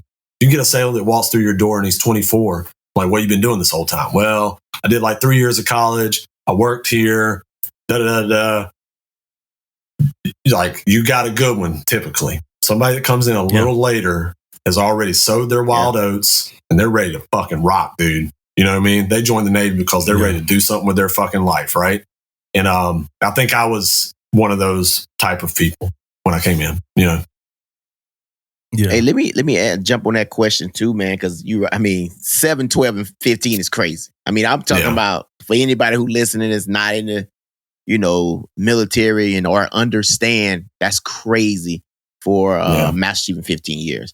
So I do got one question. I know, we already know 92, you're smart as hell. No doubt about that, right?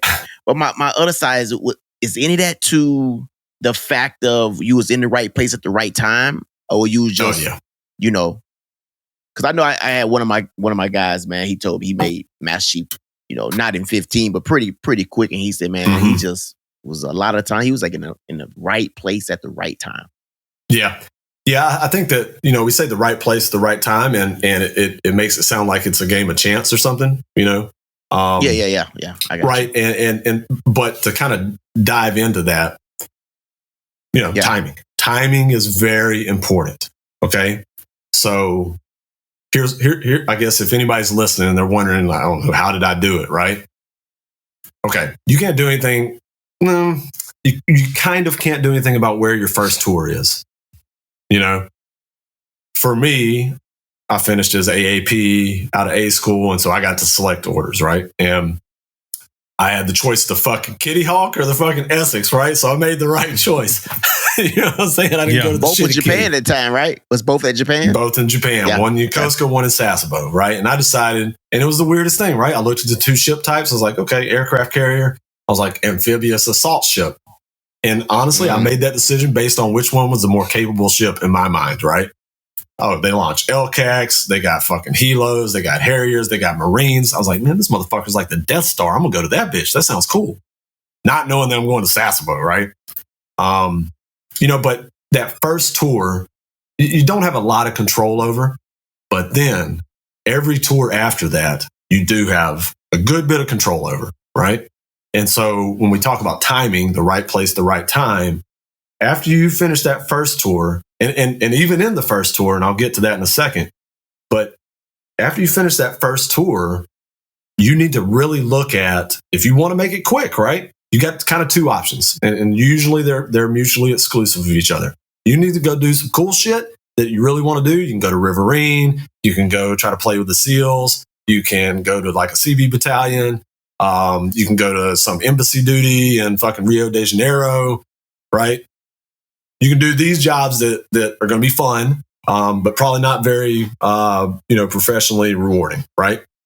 Or you've got mentors that are telling you, like, hey man, you need to, like in my case, you need to go to Millington. I don't want to go to fucking Millington. Millington? Fuck, that sounds terrible, right? You need to go to Millington for your career, right? Okay, so in those successive tours, when you talk about timing, those are decisions that you make. Those are decisions that you make that are going to set you up for success, right? And so being in the right place at the right time, a lot of times is a matter of choice to position yourself in those right places at the right time, right? Now, I really got it jump started on the Essex though, and I'll explain it to you. So 3-year tour, right? First tour, 3-year tour. And as I got through my second year, I'm looking at the landscape. I'm a second class. I'm the top second class. I know that second class evals are written at the departmental level. I'm not going to be evaluated against the entire ship, against the bosun mates and everybody, right? Like second class evals are signed by the department head. So I'm looking in my department, right? JOs, LIs, DMs. They don't know anything about these rates, right? PNs, we didn't even have DKs. DKs were in supply, right? And so I'm looking across my department. I'm like, okay, I'm obviously the number one second class. I knew I was. There wasn't any question, right? Everybody knew it, And so then I was like, okay, if I stay here for a 4th year, then I'm going to get the EP. And then if I get the EP, then I test for first a year early, right? And the timing, again, we talk about right place at right time. That was the last PN1 exam before we combined PN and DK to make PS. So I knew that if I did not take that opportunity, the next cycle, number one, advancement percentage was going to fall. And then number 2, it's a fucking DK exam. I don't know shit about that, right? And so I looked at the timing and I was like, all right, I'm going to sacrifice this 4th year. I don't want to stay here for a 4th year, but I'm going to do it so that I get the EP. I get to take the last PM1 exam. And as luck would have it, right? And I studied my ass off. And then I made first on that first opportunity at PS1 by that time, right? So, I mean, I made PS1 at 4 years, right? And then transferred to Millington, and then made chief in Millington, basically, right? So, yeah, man, I think right place at right time, but you have to be aware that you are in that right place at the right time. And then you have to do the things necessary to take advantage of that timing. Otherwise, you're just, okay, great, I'm in a good spot, but what are you doing with it? So you have to be aware enough to see your surroundings and then take advantage of that opportunity. Yeah, you know how they have like spot names. I got a spot do better. Actually, this was actually supposed to be a topic of one of our episodes that I wrote. But my spot do better is people when you ask them questions like, "Hey, thanks for that articulated answer, Dean. I appreciate it." Right. My spot do better is the people that when you ask them how did they get here in this amount of time or how did they do this, and their only answer to the question is that they were in the right place at the right time, and that's it. And then they walk the fuck away. It's like, hey, I'm a second class. You were a senior chief. I'm trying to know some of what you did. Like, yo, don't be that humble. Like, it ain't. That's too fucking humble. Like, what did you do? Like, how did you succeed? Like, when young sellers ask y'all that, I get it. Y'all don't want to act like y'all did shit, but you had to do something because, like Dean just said, you could be in the right place and be trash. Like, if you're in the right place, that don't mean you like, no, you did shit. You worked hard. You earned what you got. You deserved what you got. What did you do? You know, it's a lot of young sellers that I remember being a young seller. I remember I asked my EM1, I'm like, hey, dude, like, cause he made like EM1 in what we believe to be a short period of time. How'd you do it? Man, I just got lucky, man. No, you didn't. Like, You a technical expert. You did shit. Stop doing that fake humble. I really hate that fake humble shit. Like, and I know it's somebody listening that's probably fake humble. Right. I hate you. I hate you. Be honest. Fake humble motherfuckers. Yeah. Go be fuck for yourself. real. He said it, not me. Yeah. You got there for your hard work. Own that shit and inspire somebody else. Don't just be like, yo, I got lucky and fuck, man. You know, it just so happened. I don't know how I made it on all those advancement exams. Yeah. Hey, you know, to that point, man, I think that, you know, you owe it to those guys and gals, right? Yeah. You owe it to them. You owe it to them. Like if some young second class comes and is like, hey man, Master Chief, I read your bio. Like, what the fuck did you do? And you're dismissive. Like, bruh, they must have been like scraping the bottom of the barrel. I don't fucking know. You can make a joke out of it, right? But then they're asking. And if they're asking, then take that time, right? Take that time. And look, dude, if you ask my chiefs at SRF, they'd probably laugh at me, right? But I live by my schedule. I live by Outlook, dude, when I'm at work. And, you know, there are 5-minute segments, right? Like, yeah, you know, I can have a 5-minute conversation with you in the P-way, and those are important, right? But if I'm gonna really like give you some knowledge, then, hey, you know what, man? I got an answer for you. Come here. Let me pull up my calendar. Come see me, you know, Thursday at 14:30. I'm going to give us 45 minutes. And then I'm closing the door. Everybody can see that it's on my calendar. And I'm giving dedicated time to that person where I'm not, I like everything else is gone. I'm not doing anything, but we're sitting down and we're talking about what it is that you want to get from me.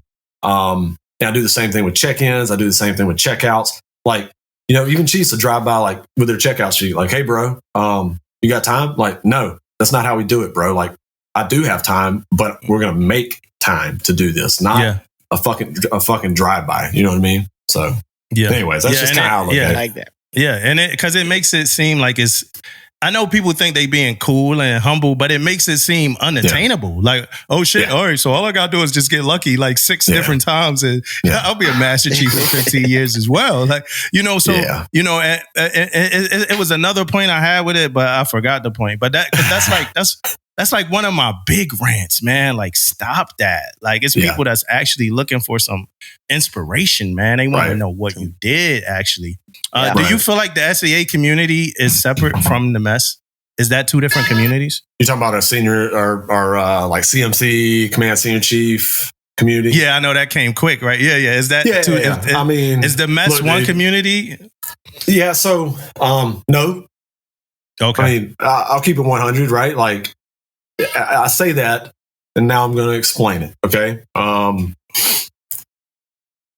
Once you're screened into the Command Senior Chief, Command Master Chief program, first of all, you're screened in, right? Meaning that board, that package is reviewed by a lot of people. It's endorsed by typically a Force Master Chief that says that, you know, that you're a suitable candidate. They typically rank those packages.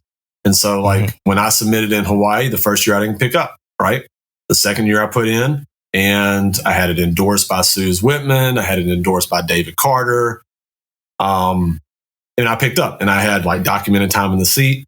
So all of that is to say that, like, when you're screened into that program, you are a separate segment from the Chiefs mess at large, okay?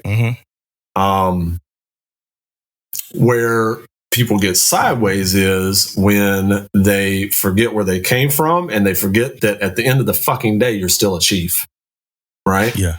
And there are some out there that do that. And I'm not throwing stones, man. I'm not throwing darts at anybody. That's not what I'm doing here, right? I think if we're all looking in the mirror and being honest with ourselves as CMCs, like, yeah, you've got a different special trust and responsibility, okay? Like, I could go home tomorrow, okay? Like, I serve at the leisure of my commanding officer. And if my CO says, like, loss of confidence, I ain't working with this fucking clown anymore, you know, that's it. That's a wrap. That's a wrap on a career, right? And so you sign up for that. When you sign up for that, you know going into it that that's what it is. Now, it's pretty fucking hard to get fired. Okay. Like, let's be real about it. Okay. You got to do some real dumb shit to get fired as a CMC. Okay. Because that special trust is given to you, that you are going to always do your best, that you're always going to, act ethically and responsibly in the best interest of the Navy and of the command. And so like that trust is given to CMCs and command senior chiefs, right? And so like if you see CMCs getting fired, it's because they typically did some unethical, illegal, immoral type shit, right? And so then that trust is gone. And once the trust is gone, like you have no use anymore, honestly, right? If the Navy can't trust you, then you can't be a command master chief. That's period. Period, end story, fucking dot, stop, right? So are they two different communities? Yeah, they are, right? But it's like saying, a pin oak and a white oak are two different things. They are. Yeah. But they're both fucking big ass oak trees, right? Yeah. So command senior chiefs, command master chiefs are a different community inside of the fucking chief's mess. Anytime that people lose sight of that, things happen like, McPon Giordano, right?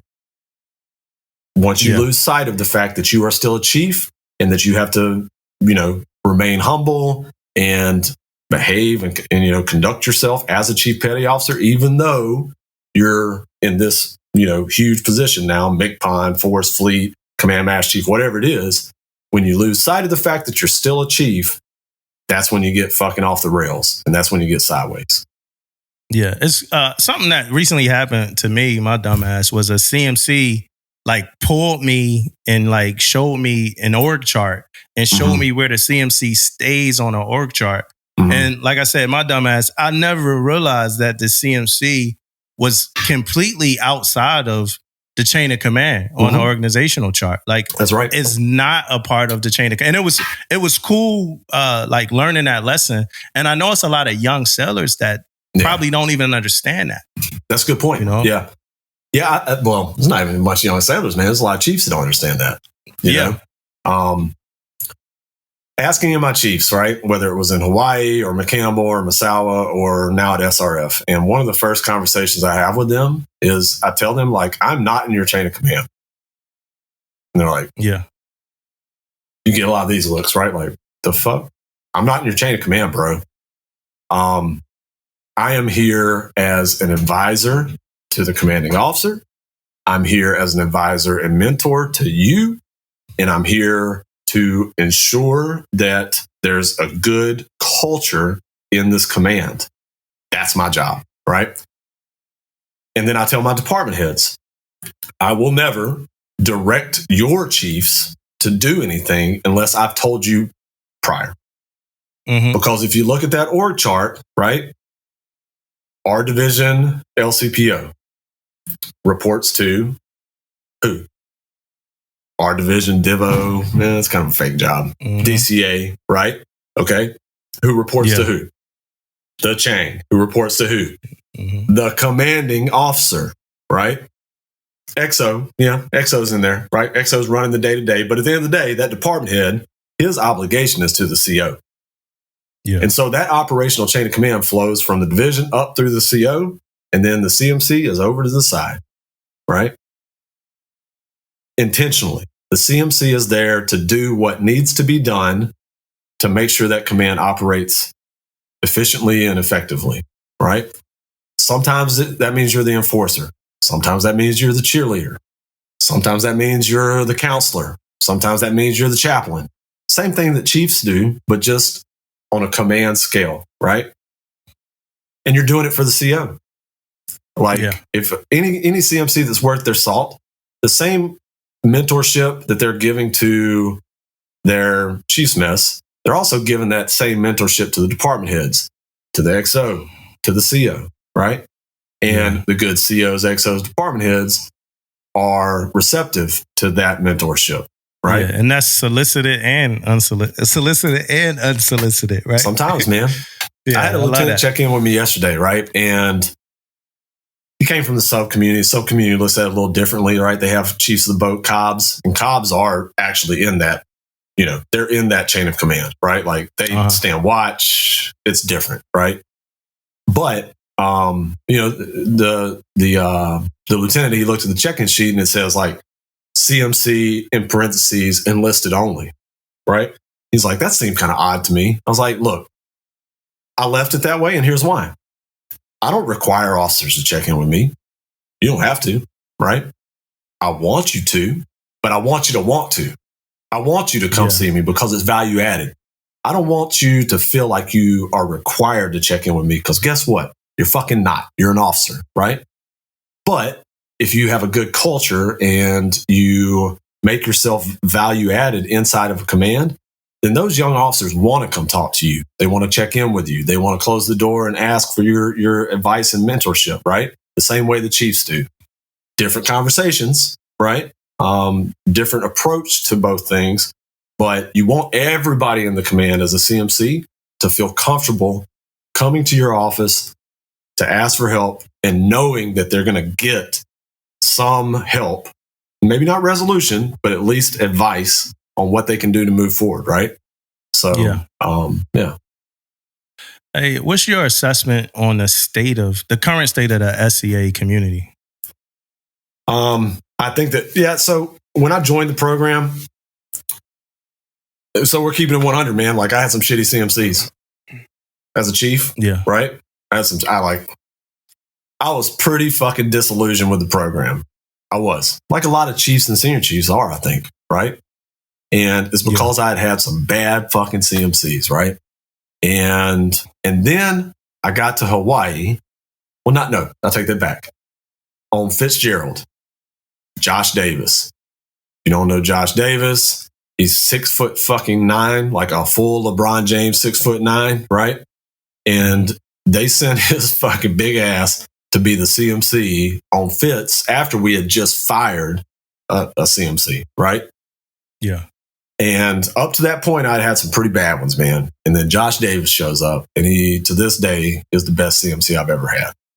I mean, he was fantastic, dude. And so that changed my perception, right? And so, but still, I remembered those bad ones I had. And so a big part of me putting in for the program was me thinking to myself, I can do this better. I can do it better, man. I can do it better than like those bad examples that I've had, right? Yeah. Looking at Josh and how he did business, I was like, man, I can do this and I can do it better than, I won't name names, this person, right? And bro, like McCampbell, my first tour was a fucking struggle. I'm being 100. Anybody that worked for me knows it was a culmination of things, right? It was the schedule. It was on the heels of Fitz and McCain. There was some grief in the chain of command. I mean, we DFC'd an XO, we DFC'd some chiefs, we DFC'd some fucking department heads. Like it was rough, right? But we made it through it. I didn't get fucking fired, right? The state of the program right now, I think it's healthier than it's been in a long time, right? And I think that we're blessed right now to have a real one, a fucking real one in James Honey leading the mess. This isn't a hit on Russ. Russ was great. Russ was very well versed in, the DC goings about, right? Like he was very comfortable on the hill and things like that. But Jim Honey is a real motherfucker, man. And he sets a great example for us right now. And so if you've got everybody down from him, all the forces, all the fleets, all the, the CMCs that work for the numbered fleet admirals and all the way down to me working at SRFJ RNC, right? Like it's just like any other organization. Like I look and like, okay, so that's Daddy Chief. Now I see how he's doing business. I see what his left and right boundaries are. I see what his priorities are. I see how he conducts himself. That's the example. Well, then I better conform to what the example is. And that's powerful, man. That's powerful. That's the power of fucking example and leadership, right? And so I think that not just because of him, but I think him being hired as our MCPON is indicative of kind of where the CMC program is and where we want to go, right? We don't need to act like fucking admirals and officers. We're fucking chiefs. So fucking act like chiefs. Give it real, man. You know what I'm saying? And stop playing these fucking, political fucking fuck games. Stop being afraid of like, I'm going to get fired if I say something. Bitch, okay, get fired. Go home, right? If you're going to get fired because you said something, but all of your credibility is like 100. You said some crazy shit and the Navy says go home. Hey, fuck it. Oh well. Don't be mad about it. It is what it is. You know what I'm saying?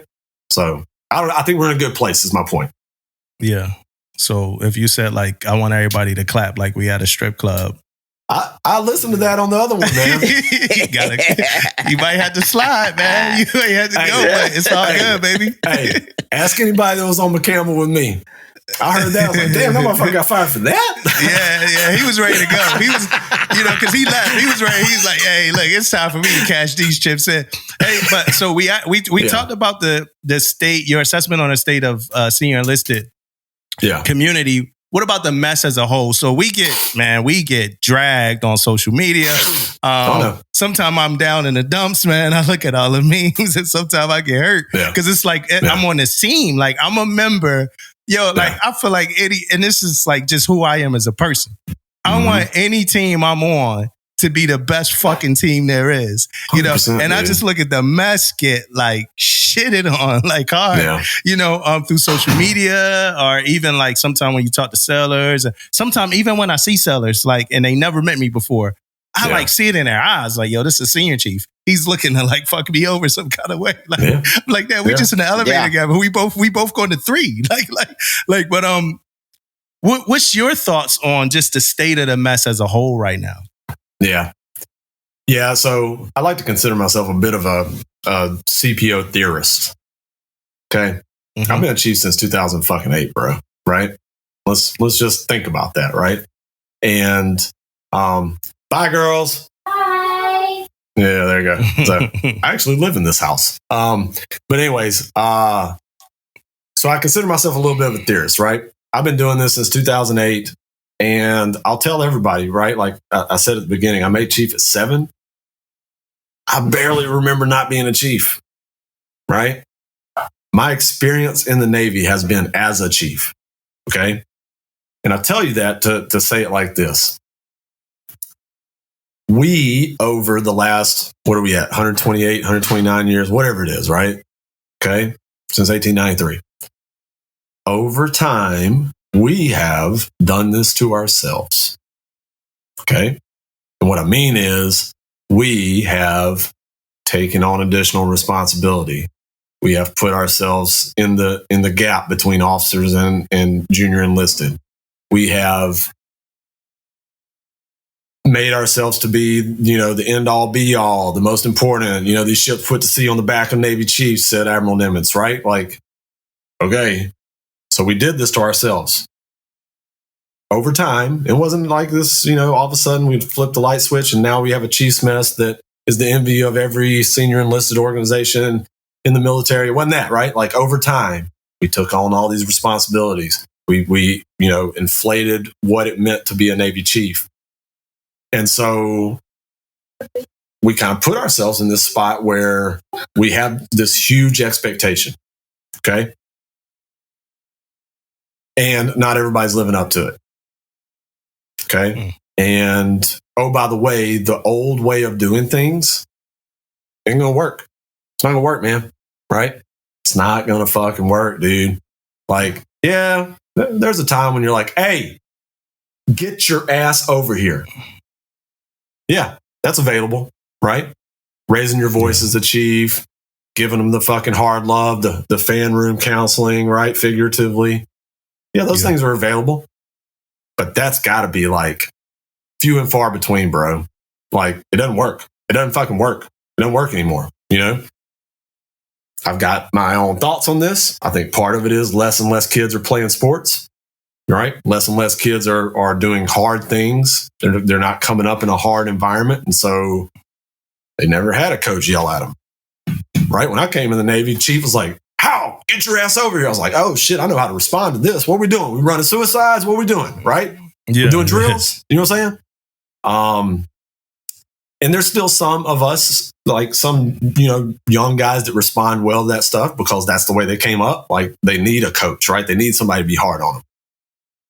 But I'd say that's like a very small minority of sailors these days. And that's not to say that like these other people are like pussies or whatever. That's not what I'm saying, right? What I'm saying is that just hasn't been their experience. And so there's different ways to motivate them, right?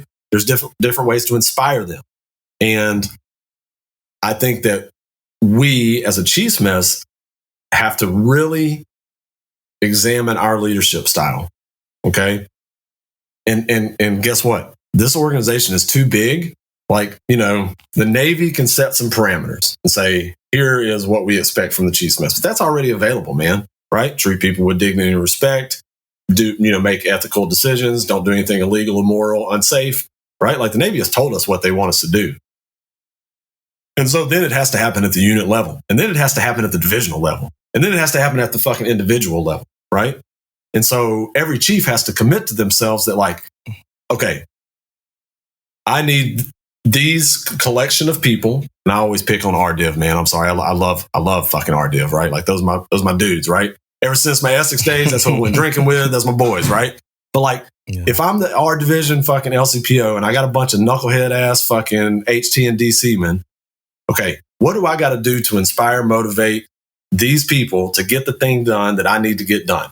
It could be maintenance. It could be drills. It could be fucking sweeping a goddamn P-way, right? Okay. Like, I got to figure out how to do that as a chief. And I have to understand that, like, it's not a cookie cutter approach. Every single sailor in there is different. Everyone is motivated differently. At the end of the day, you got to build a team, right? And I think that is, there's some chiefs that are really good at it, right? There's some that are not so good at it. And as a mess, we have to circle around. And this is all just like basic shit, right? That we teach during the season. But like, we have to circle around those chiefs that we see that maybe don't have quite that high level leadership skill to be able to get a team to move forward together, right? It's never going to be perfect, man, right? But I do think that as a mess, we have to like take a look in the mirror, and acknowledge that like the old ways aren't going to work.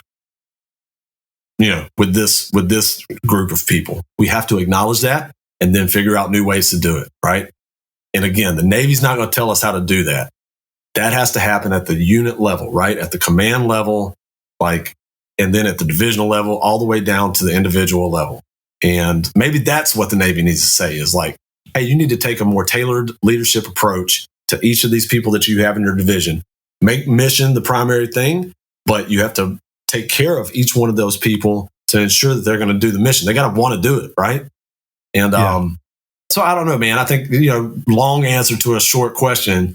I think that we're in a good spot still. The Chiefs mess is the envy of every fucking senior enlisted corps across all the militaries. Trust me, man. The Air Force wishes they had a fucking Chiefs mess. I'm telling you they do, right? Yeah. And so, we're our own biggest critic and we're not all fucked up, not even close, man. Like, we're still making shit happen, right? But if we want to continue to be what we think of as a Chiefs mess, then we need to self-assess, lay down some groundwork on how we're going to get better. Like, that's not saying that you're bad. That's saying I want to be better, right? And I think that's probably what we need to do, right? And that's okay. Like, that's a good thing, I also think adapting, man. Yeah. I think that's a big thing for me, right? I'm always talking about, you got to be able to adapt, right? And I came up in old school. I came in 98 too, so I came in old school. And me and Dumbo always talk about this. Like, I was one of those guys. Like, Chief say something, I'm running. Let's go. Mm-hmm. You know what I mean? It's what it is. But I have learned over the years, man, you have to adapt to sailors. You can't just run out there saying this and saying that no more, like you used to. But I got a quick question for you, Dean, because I'm listening to you talk. This wasn't one of my topics, either one of my questions for you. But I like to know, man, when you come into the mess for the first time, man, when you go to another command, what's your message to the mess when you come in there? Yeah, so I'll tell you, man, when I got to McCampbell, I was just coming out of like CMC Cobb School, and it's some pretty high level stuff there. You talk a lot about like emotional intelligence. It's kind of like the enlisted leader development program that we do for our sailors.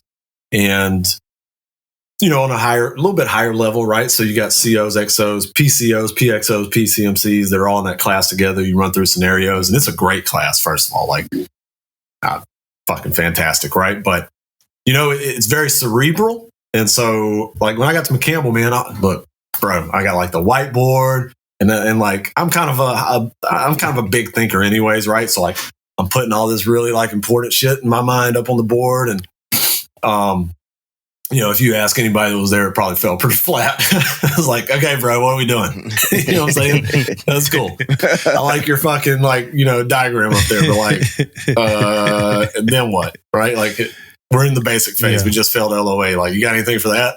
So, but you live and you learn, right? So, I'll tell you, man, Greg Vidari. So I don't know if y'all know Greg Vidari. He retired recently. He was the CNIC Force Mass Chief, and he was my CMC in Hawaii. He relieved David Carter in Hawaii. And I'll never forget like his first meeting, right? He came in, we were all sitting there in the conference room, and he was like, here's my expectations. I expect that you're going to do your job. You're a chief.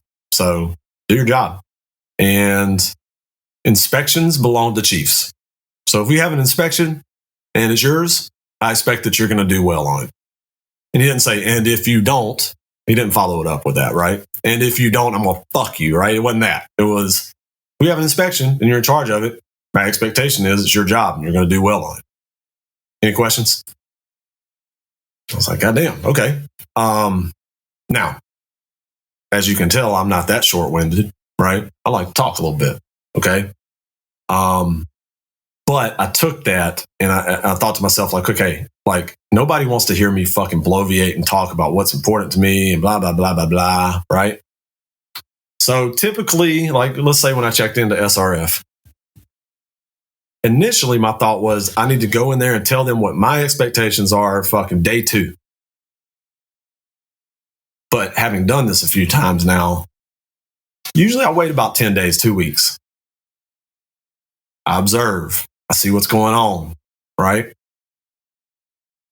And then when I go and talk to the mess, I'm prepared. I may not know everything, all the warts of the command, the good, the bad, the ugly. I don't know all that, right? But I got a vibe. Right?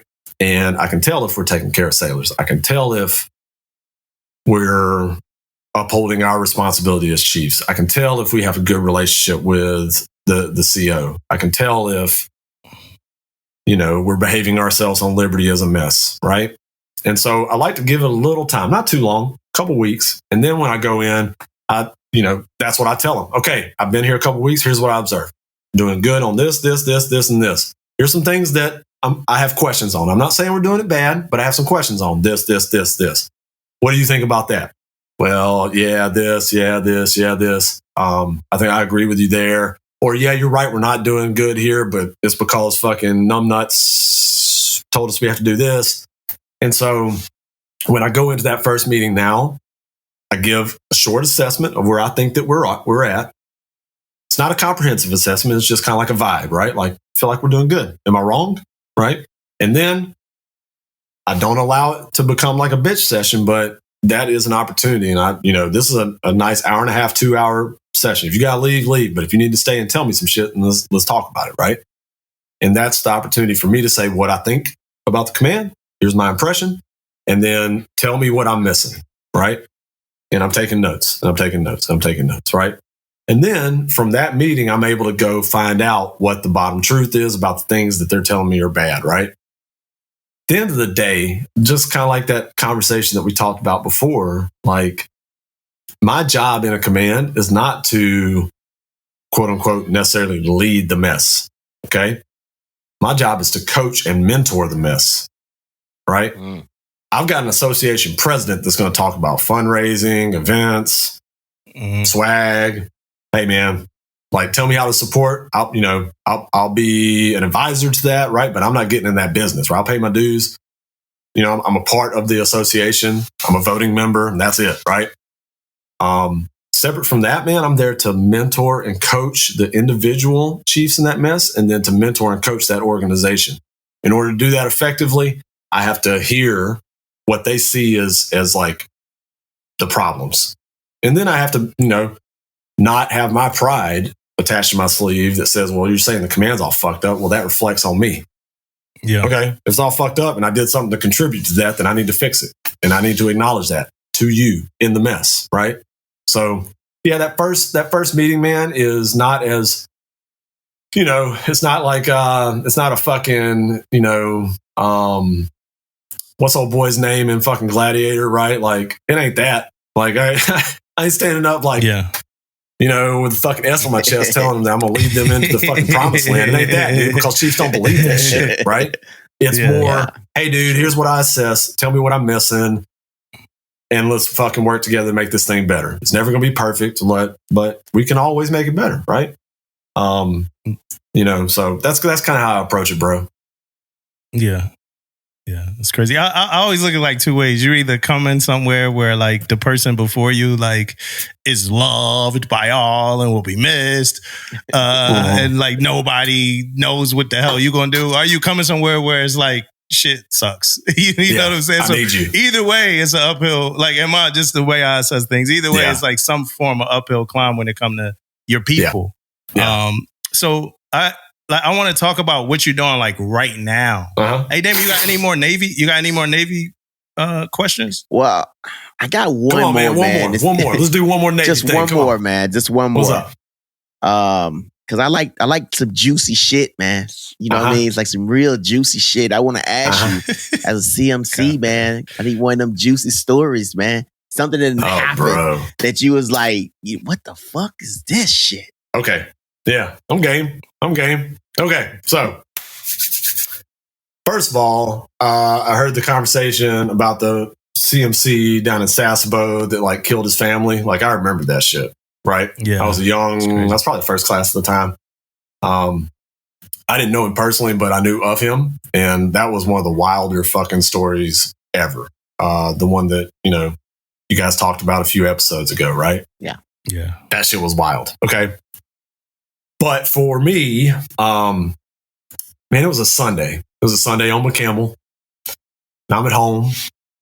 And let me frame it this way. And this was all in the news, so this isn't like anything that I'm putting out there that hadn't been put out there, right? Around that time, some of the sailors, specifically sailors in reactor department on Reagan, were running an LSD ring. You ever hear about that? Yeah. So they were like making LSD. Smart motherfuckers, right?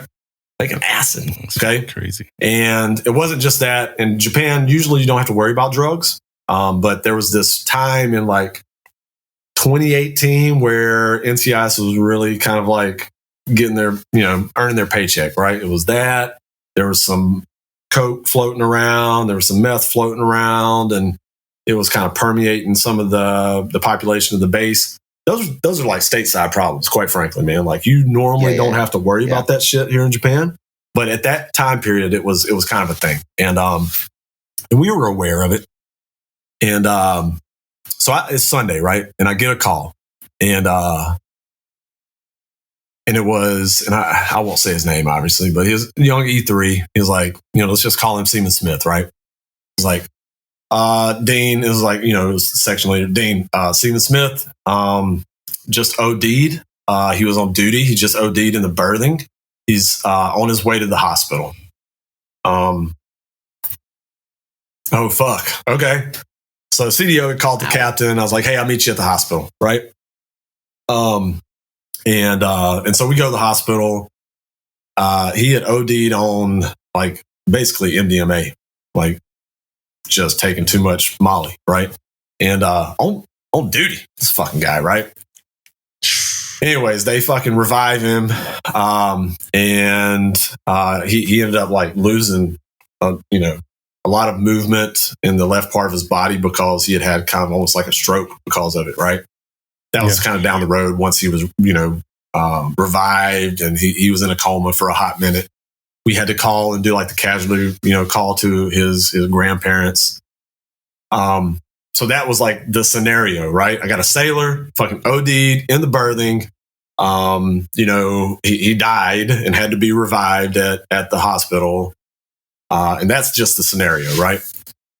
And then you start, so now there's drugs involved, so there's an investigation. Bro. So some stuff came out in the wash pretty quickly, like, hey, you might have some more shit on board. Bro, let me tell you something. Damn. We got fucking military working dolls on McCampbell. How about that? Right? And so it was unannounced. The CO and XO and I had talked about it. We had contacted security. We knew when they were coming. When they showed up on the pier, I got on the 1MC. I was like, hey, everybody stop what you're doing. Go to the mess decks or go to the pier. I need everybody out of berthings right now. And I told the chiefs like 5 minutes before. They went and got everybody, moved them out of the berthing spaces. And for the next 2 hours, I had motherfucking MWD on that ship sniffing for fucking drugs, right? And they cleared the ship. I didn't have any. Thank God I didn't have anything on the ship, right? But you want to talk about like, hey, and if I had found something, then we would have taken action. But more than anything, it was a point to the crew, like, bring that shit on my fucking ship. Bring that shit on my ship. I'm going to show you the measures that I'm willing to fucking take to make sure that you go the fuck home to wherever you're from, right? And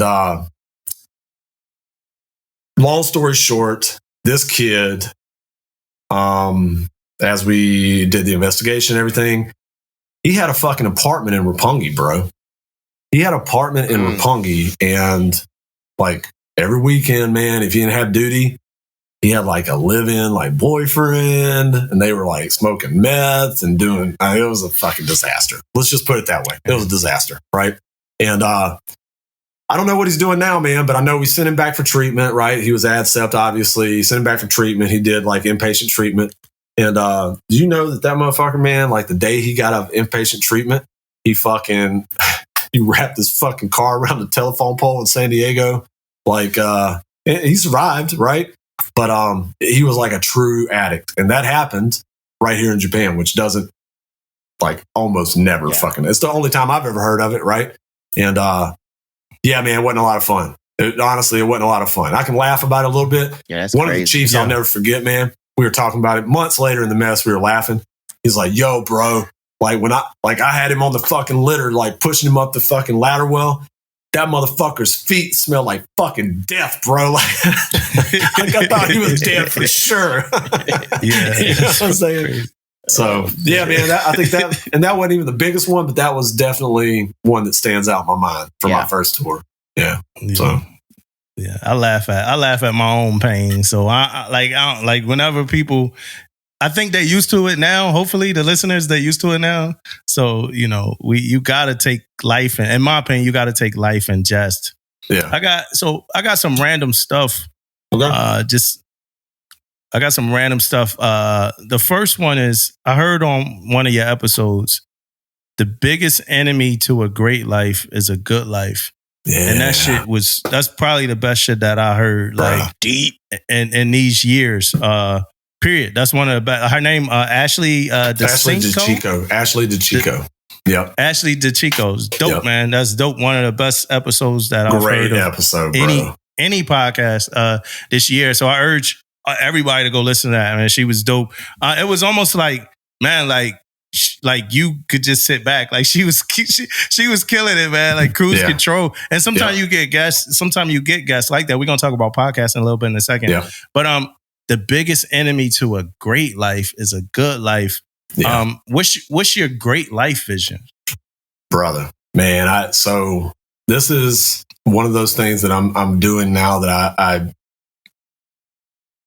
probably haven't done in my life. Like, you know, there are some things that I'm trying to change in my life, and one of them is that I'm trying to visualize. Okay. Yeah.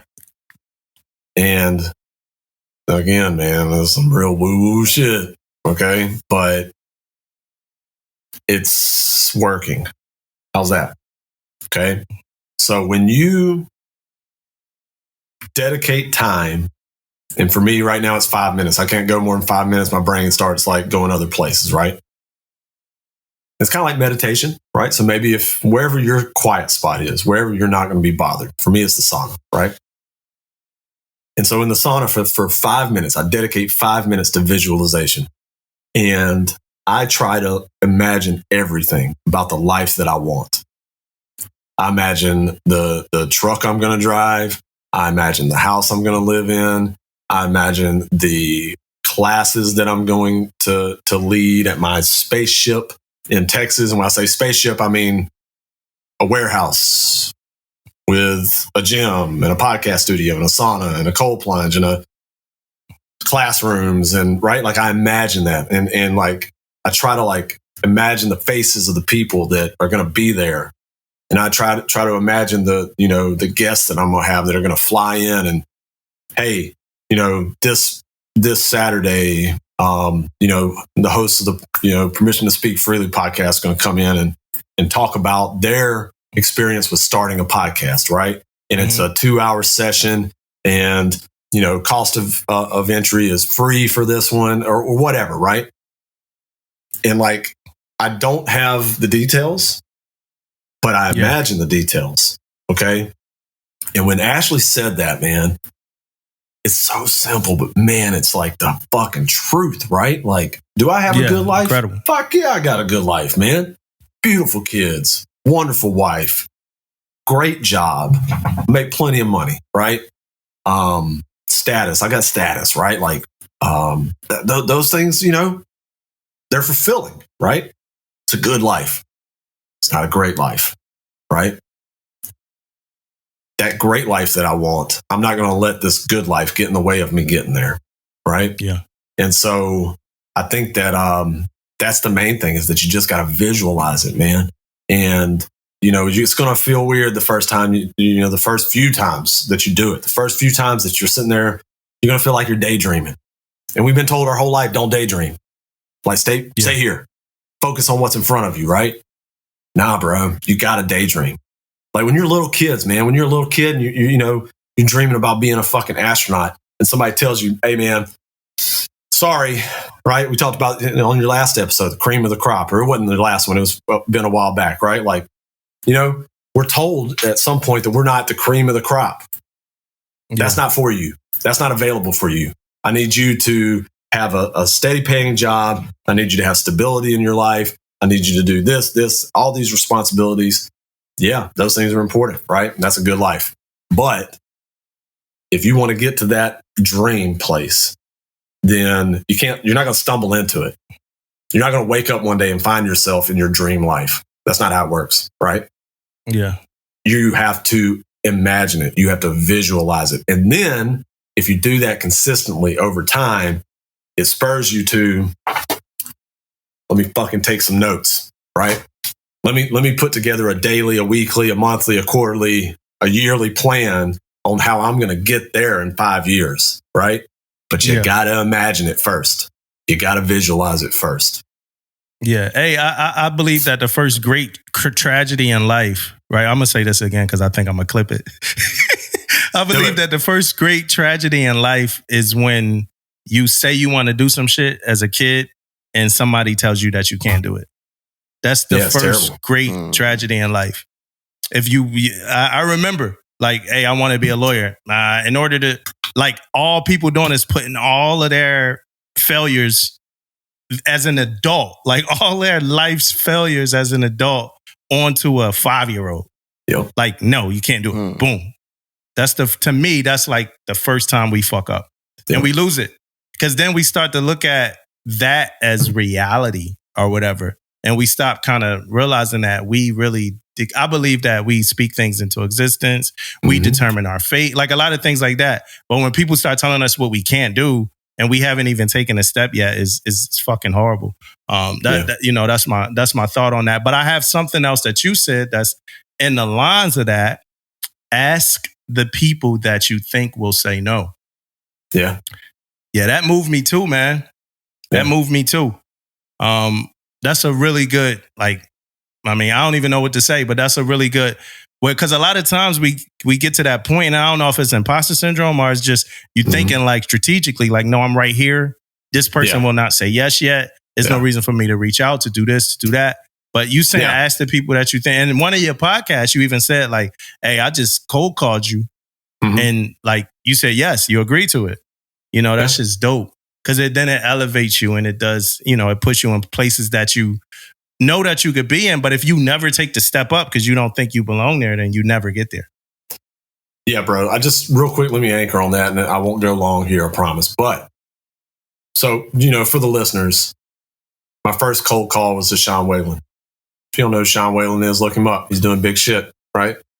And I reached out and I kind of laid it out, in the DMs on Instagram. Yeah. And when he replied, let's do it, I was like, oh shit. Right. And so then I asked Hannah Eden. She was like, I'd love to. Right. And then she connected me to Matt Vincent. He's like, what's up, bro? Let's ride. And he's from Louisiana too. Yeah. Right. Okay. So 2 points to make on this. Number one, those things that you want to do, you have to take action, and the universe will provide them for you. If you're in a place, if you're prepared, if you're ready, then the universe, God, Jesus, whoever the fuck, right? Whatever, right? If you're situated and you're ready, right? I was ready to have that podcast with Hannah Eden. And the universe allowed her to look in her DMs, read my story, and say, absolutely, I'd love to, right? Yeah. So that's number one. The second part is, we have this image of people that maybe they have a huge following, or maybe they're famous, or maybe they are this huge business person, entrepreneur, whatever. They have a fucking car collection. They live in a big house. They got 1 million followers on Instagram. Man, guess what, bro? You're a fucking, y'all are fucking senior chiefs in the United States Navy. I'm a fucking command master chief. And I'm gonna say it, but it's gonna sound fucked up. Whatever. I'm a bad motherfucker, right? I deserve that conversation. They're not any different from me. They are a human being that has gone through trials and tribulations and worked their ass off to get where they are. It didn't happen by chance, right? And why should I be ashamed or embarrassed or hesitant to ask them to have a conversation with me? Right? Yeah. They are probably going to learn something from me too. Benefit from that. Yeah. Right? And so we can't be afraid to ask those people that we think will say no. Matter of fact, the biggest person that you think will say no, that's the one you need to go after. Whether it's podcasting, whether it's a business venture, whether it's advice, whether it's whatever, a phone call, whether it's coming to speak at an event that you're going to have, whoever that person is, shit, man, I bet you President Obama, I wonder how I'd get in touch with him. If I figure out how I can get a fucking letter to him, right? I'll ask. I'll fucking ask, right? Because I have the gumption, right? And the people that don't have, that ability or that willingness to take a risk, guess what they're going to get? Nothing. Right? So don't be afraid to fucking ask, man. What are they going to say? No? Okay. I've been told no lots of times. Every fucking day I get told no, right? It is what it is. But if they say yes, now you fucking got something, right? So. Yeah. I had to shut up for a second because I know I'm going to clip that. So to the audience, I'm fucking around to the audience. I ain't gonna say that no more. I'm messing with y'all. I'm sorry. I'm messing with y'all. Yeah. Damon looks super charged up. That's the type of shit that get David blood warm. I saw him.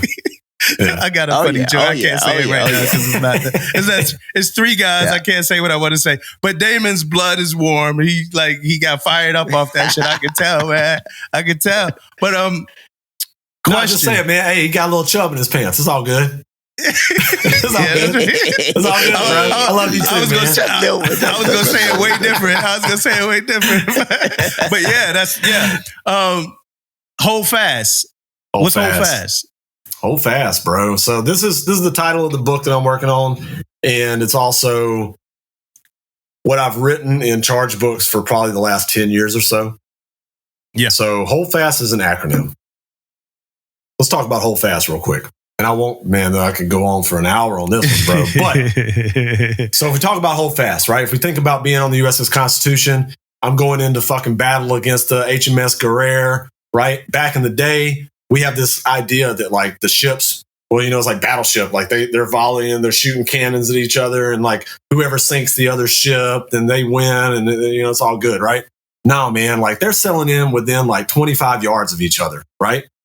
They can see the motherfuckers on the deck over there, okay? And Then they're letting loose a fucking full broadside. The idea is I'm going to kill as many motherfuckers on that ship as I possibly can until they give up. They fly the fucking white flag. And then I'm going to take their shit and I'm going to sell it back home and I'm going to get paid for it, right? Like that was battle in 1812, right? Oh, by the way, there ain't no motors on these motherfuckers, right? We ain't got no fucking gas turbines. There ain't no engines. There ain't no steam plant. And so how do you steer that ship? By the fucking wind. And how do you catch the wind? In a sail. And who's fucking manipulating those sails? Those fucking deckhands, right? And so the captain, he knows the maneuver that he's trying to pull and he'll tell them, hold fast. And so every one of those deckhands, they're not tying it off.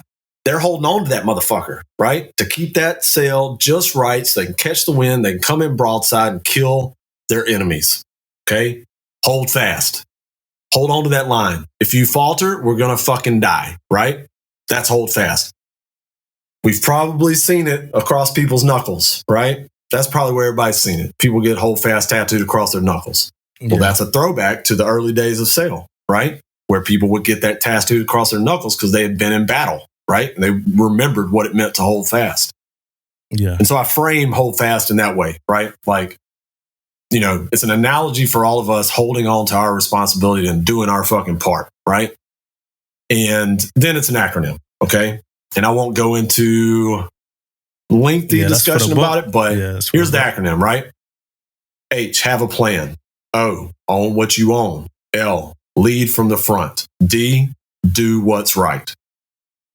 F, fix what's broken. A, ask questions. S, stay motivated. T, take your time. Okay. That, for me, has everything that you need to be an effective leader, to do well in your life. You can fit everything that you do into those categories, right? And it's something that you can remind yourself when you're faced with fucking adversity, some bullshit's happening. You just tell yourself, hold fast, motherfucker, right? And that's the idea behind hold fast. Okay. And yeah, book coming later this year. It'll be out there. It's all good. Yeah. Hey, ISO, real quick. Hey, for the listeners, check this out. If you so far like what you've been listening, I never do this shit, right? So I'm gonna do it right quick, right? If you like what you've been listening to right now, hit the like button. You know what I'm saying? If you feel like other people need to hear it, share it. If you feel like you like what Dean does, if you listen to the Rise and Sun podcast already, if you already listen to Permission to Speak Freely, if you feel like you like what we do and you wonder, you know, yo, how come more people can't hear it? How come, you know, share it. Put it in the viewpoint of more people. This is important, right? The way I'm not going to get too deep, but every single app that we use, whether it be YouTube, TikTok, Facebook, Instagram, whatever it is, the engagement is what propels like the window to open for more people to see it. So if you love the pod and you love what you hear and you got this great thought in mind that the next time I see Damo, I'm going to tell him face to face that I like what he's doing, that's good. And I love that. But however, it's much better for you to add to that algorithm and expand our reach to other people so other people can love it too. I get a lot of people that personally, hey, I love it. I watch. If you've watched every single episode or listened to every episode of the podcast and you have not reviewed it at all, it's actually hurting us, like, because it will help us, because it's engagement. It's like we got people that follow us on Instagram that might not like any post, and now y'all going to TikTok. What you going to TikTok for? Yeah. Why are you going to TikTok? I mean, you can stay over at Instagram to not like anything that we do. I mean, and that's just, you know, me being me on that soapbox of a thing. Do we do this for that? No, but we have to expand, right? It's a part of the natural progression, and we need you guys to help us naturally progress, honestly. You know what I'm saying? And I say that myself, and I ISO myself. I don't know if Damon got anything to say or Dean got anything to say, but I know that we're all in the same position where we actually need your help. You know what I'm saying? Especially the ones of you that love us. So, you know, so that's all about engagement, baby. All about engagement. Yeah. It's not about money right now anyway. So it's about engagement, man. Getting the word out, you know, people to listen to us and engage. You know what I mean? Let's engage. You can drop a message. You know what I mean? You can drop something if you don't like something. You know, it's so many, you know, things we can do to get better. we love criticism. Criticize us. Talk about us. Let's talk about it. You know, and that's what we do, man. That's what we love to do anyway. So yeah, man. Yeah, I always feel weird, like it's like begging, but honestly, like we stay stagnant without engagement. Like it's like the bubble does not burst without you, whoever you are right now, you doing something, sharing it, liking it, reposting it, do something. Right. With that said, Dean, I want to talk real quick about developing while not monetizing. So like, you know, I'm looking at podcasts, like we got to grow, like Permission to Speak Freely. It has to look different every 4 months. Like we can't look like we were where we were last year, this year, as we picking up subscribers and listeners and shit like that. But we just spend money. We don't generate money, right? Tell me about it, bro. So you know, so as a podcaster, right? I just, you know, I know you sharing that struggle. So I did want to kind of talk to you about that for 1 second. Like, how is it knowing that, hey, I have to improve without a fucking budget? Yeah, dude. I think it's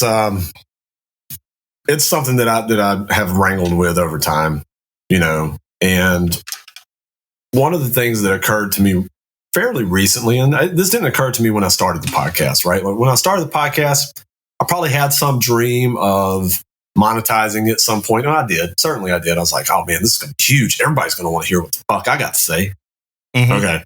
And then you get into it and you're like, oh boy, like this is an uphill fucking battle, right? Like I got to break into that algorithm like you're talking about. And it's hard, man. Right. And so then recently, as kind of I've expanded my view of what my end state is, the way I look at the podcast is if I never make a dime off the podcast, I'm okay with that. Right. Because the podcast is the medium by which I'm able to network. The podcast is a vehicle for the things that I'm planning in the future that are much bigger than a podcast. You understand what I'm saying? And so I look at the podcast as an investment. Okay. And so if I get sponsors at some point, any money that I get from a sponsor, and I, you know, Prize Crew sponsors me, let's be real about it. That's my boy. He's fucking senior chief. You know what I'm saying? He sends me free coffee. That's my fucking sponsorship, right? You know what I'm saying? Right. But if I get sponsors like legitimately that are willing to, help with audio video equipment or, throw me some money on the side or whatever, right? Like for the podcast specifically, that will always be reinvested into the podcast. I'm not trying to make money off this thing. This is just my ability to put myself out there, let people know who I am, to create a brand for myself, right? And so that's the way I look at the podcast. I do want to take one step back, though, about something you said, right? When we're talking about like, share, comments, engagement, okay? So we shit on fucking Gio, right? Steve Giordano a lot. Obviously, he got fired. Okay. And so like that was embarrassing for us as a Chiefs mess. But a lot of people forget. So every McPon kind of has like their thing, right? Like their thing that they say, you know what I mean? Whether it's, I don't know, it's like a catchphrase or some shit, right? What he always closed his emails with was be authentic, be competent, be courageous. Fucking, if he'd have just done that, it would have been great, right? But the one I want to key on is authenticity. Okay. We are all still on active duty. And the mess gets shit on a lot, like we talked about previously. We are being our authentic selves in this conversation. We're having a real conversation, right? Yeah. Two of my brothers in the mess, right? From similar yet different backgrounds, Philly, Mississippi, Louisiana. We're having a real, authentic conversation. These conversations need to permeate the force. Because the big problem with sailors shitting on the Chiefs mess is lack of trust. Yeah. Lack of trust comes from lack of authenticity or not knowing that person, not knowing that they are a real fucking person, right? These type of things allow it. We're not going to go out to the club and drink with our fucking sailors, right? It's against good order and discipline. We shouldn't do that. And even at like command functions, like, you're still the responsible fucking adult in the room, right? You can have some real conversations one-on-one, but you're not going to have these type of conversations, right? Over a long form. If I get some E5 that is like really kind of, I don't know, down on the mess or down on leadership, and then they listen to this podcast like, oh, like, I wonder if there's more people like this. Yeah, most of us are just like this, right? So that engagement is good for us, but it's good for the listeners. The more they share it, the more engagement that happens, the more our credibility as leaders in this organization increases, right? And so that's my hope, right? Number one, the podcast for me is a labor of love. It's a vehicle for my future plans. But number two, man, like for the people listening, like share this shit so that your friends, your coworkers, your shipmates hear that we're not a bunch of people sitting around talking about how to fuck sailors over. Yeah. Right? So. Hey. Yeah, man. What's your favorite military movie, man? Me? Shit. I'll tell you, man. So if you were to ask me favorite movie, that's an easy one. Fight Club. Hands down, 100%. I watch it about once a quarter. Fight Club is my number one favorite movie all time. If I'm being 100% real, I got a little bit of a man crush on Brad Pitt. That's a fucking sexy motherfucker, right? Yeah, don't we all? It is what it is. The motherfucker's handsome, all right? But probably favorite military movie of all time. I don't know, man. Of course, I love Saving Private Ryan. I've watched it a bunch of fucking times. The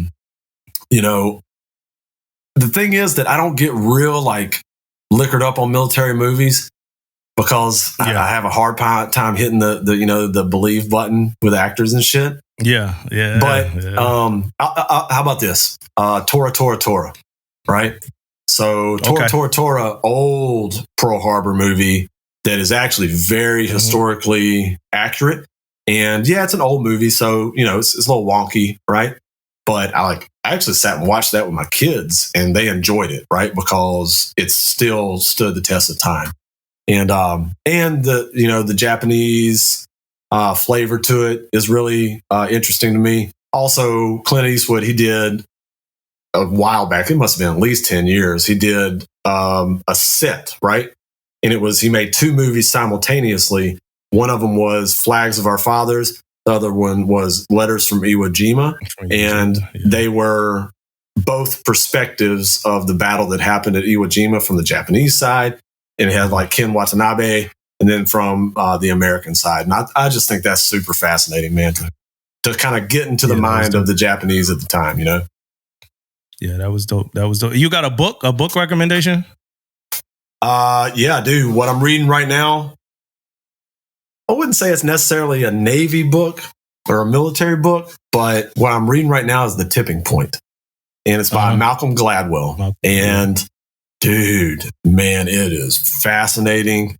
He talks about there's three different kinds of people in society. So you've got connectors, you've got mavens, and then you've got salesmen, right? And that and then he kind of breaks it down, how they influence society and how they get trends started.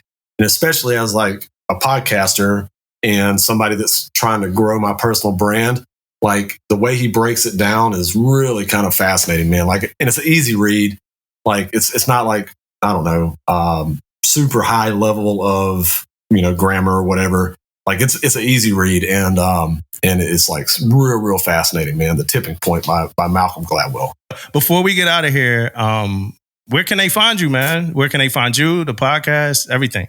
Yeah, man. I am kind of everywhere. So podcast, Spotify, Apple, Google, YouTube. I only do shorts now. I don't put the whole episode on YouTube. I found that there wasn't a whole lot of value in it, honestly, for the time that it takes to upload it and blah, blah, blah.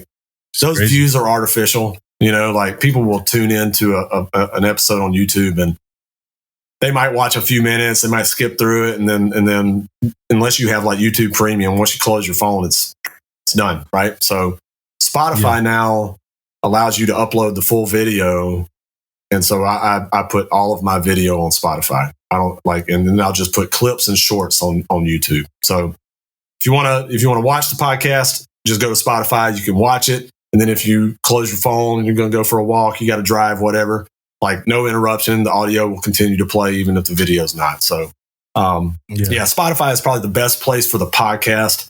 Again, a lot of people still like Apple Podcasts, and of course it's available there as well. As far as, social media, I'm on Instagram, Rising Sun Podcast, Facebook, The Rising Sun with Dean Howell. Again, that's SON, not SUN, SON, The Rising Sun. I'm on Substack, The Rising Sun with Dean Howell, Twitter. It's my old handle, which is Steamin' C Daddy, all one word. I've had that for a long time. It's a reference to my drunker days. So Steamin' C Daddy on Twitter. And what am I missing? I am on TikTok, man, but honestly, all I do is like put my shorts there, right? Like I don't fuck with TikTok. I just put my shorts there for eyes only. And yeah, man, I'm easy to find. Honestly, if you Google me, my bio picture will come up. So I'm not hard to find. Yeah. Okay, guys. But yeah, man, I'd appreciate any likes, follows, shares. Obviously, same thing that we were talking about earlier. The algorithm encourages engagement. And plus, man, I just like to fucking talk to people, man. So if there's any questions you have, any comments you have about how we can do things better on the podcast or otherwise, if you are interested in, talking in a long form, let me know. I'm happy to do that, man. So I'm just having a good time. Again, easy to find, bro. Yeah, man. Hey, honestly, I got like 12 more questions in my phone, but I'm gonna table them. Yeah. I know we're gonna talk more. Yeah, we'll run it back. So I'm gonna table those questions, and it's a whole different like set of questions. So it's dope. Like the questions I got, they were super dope.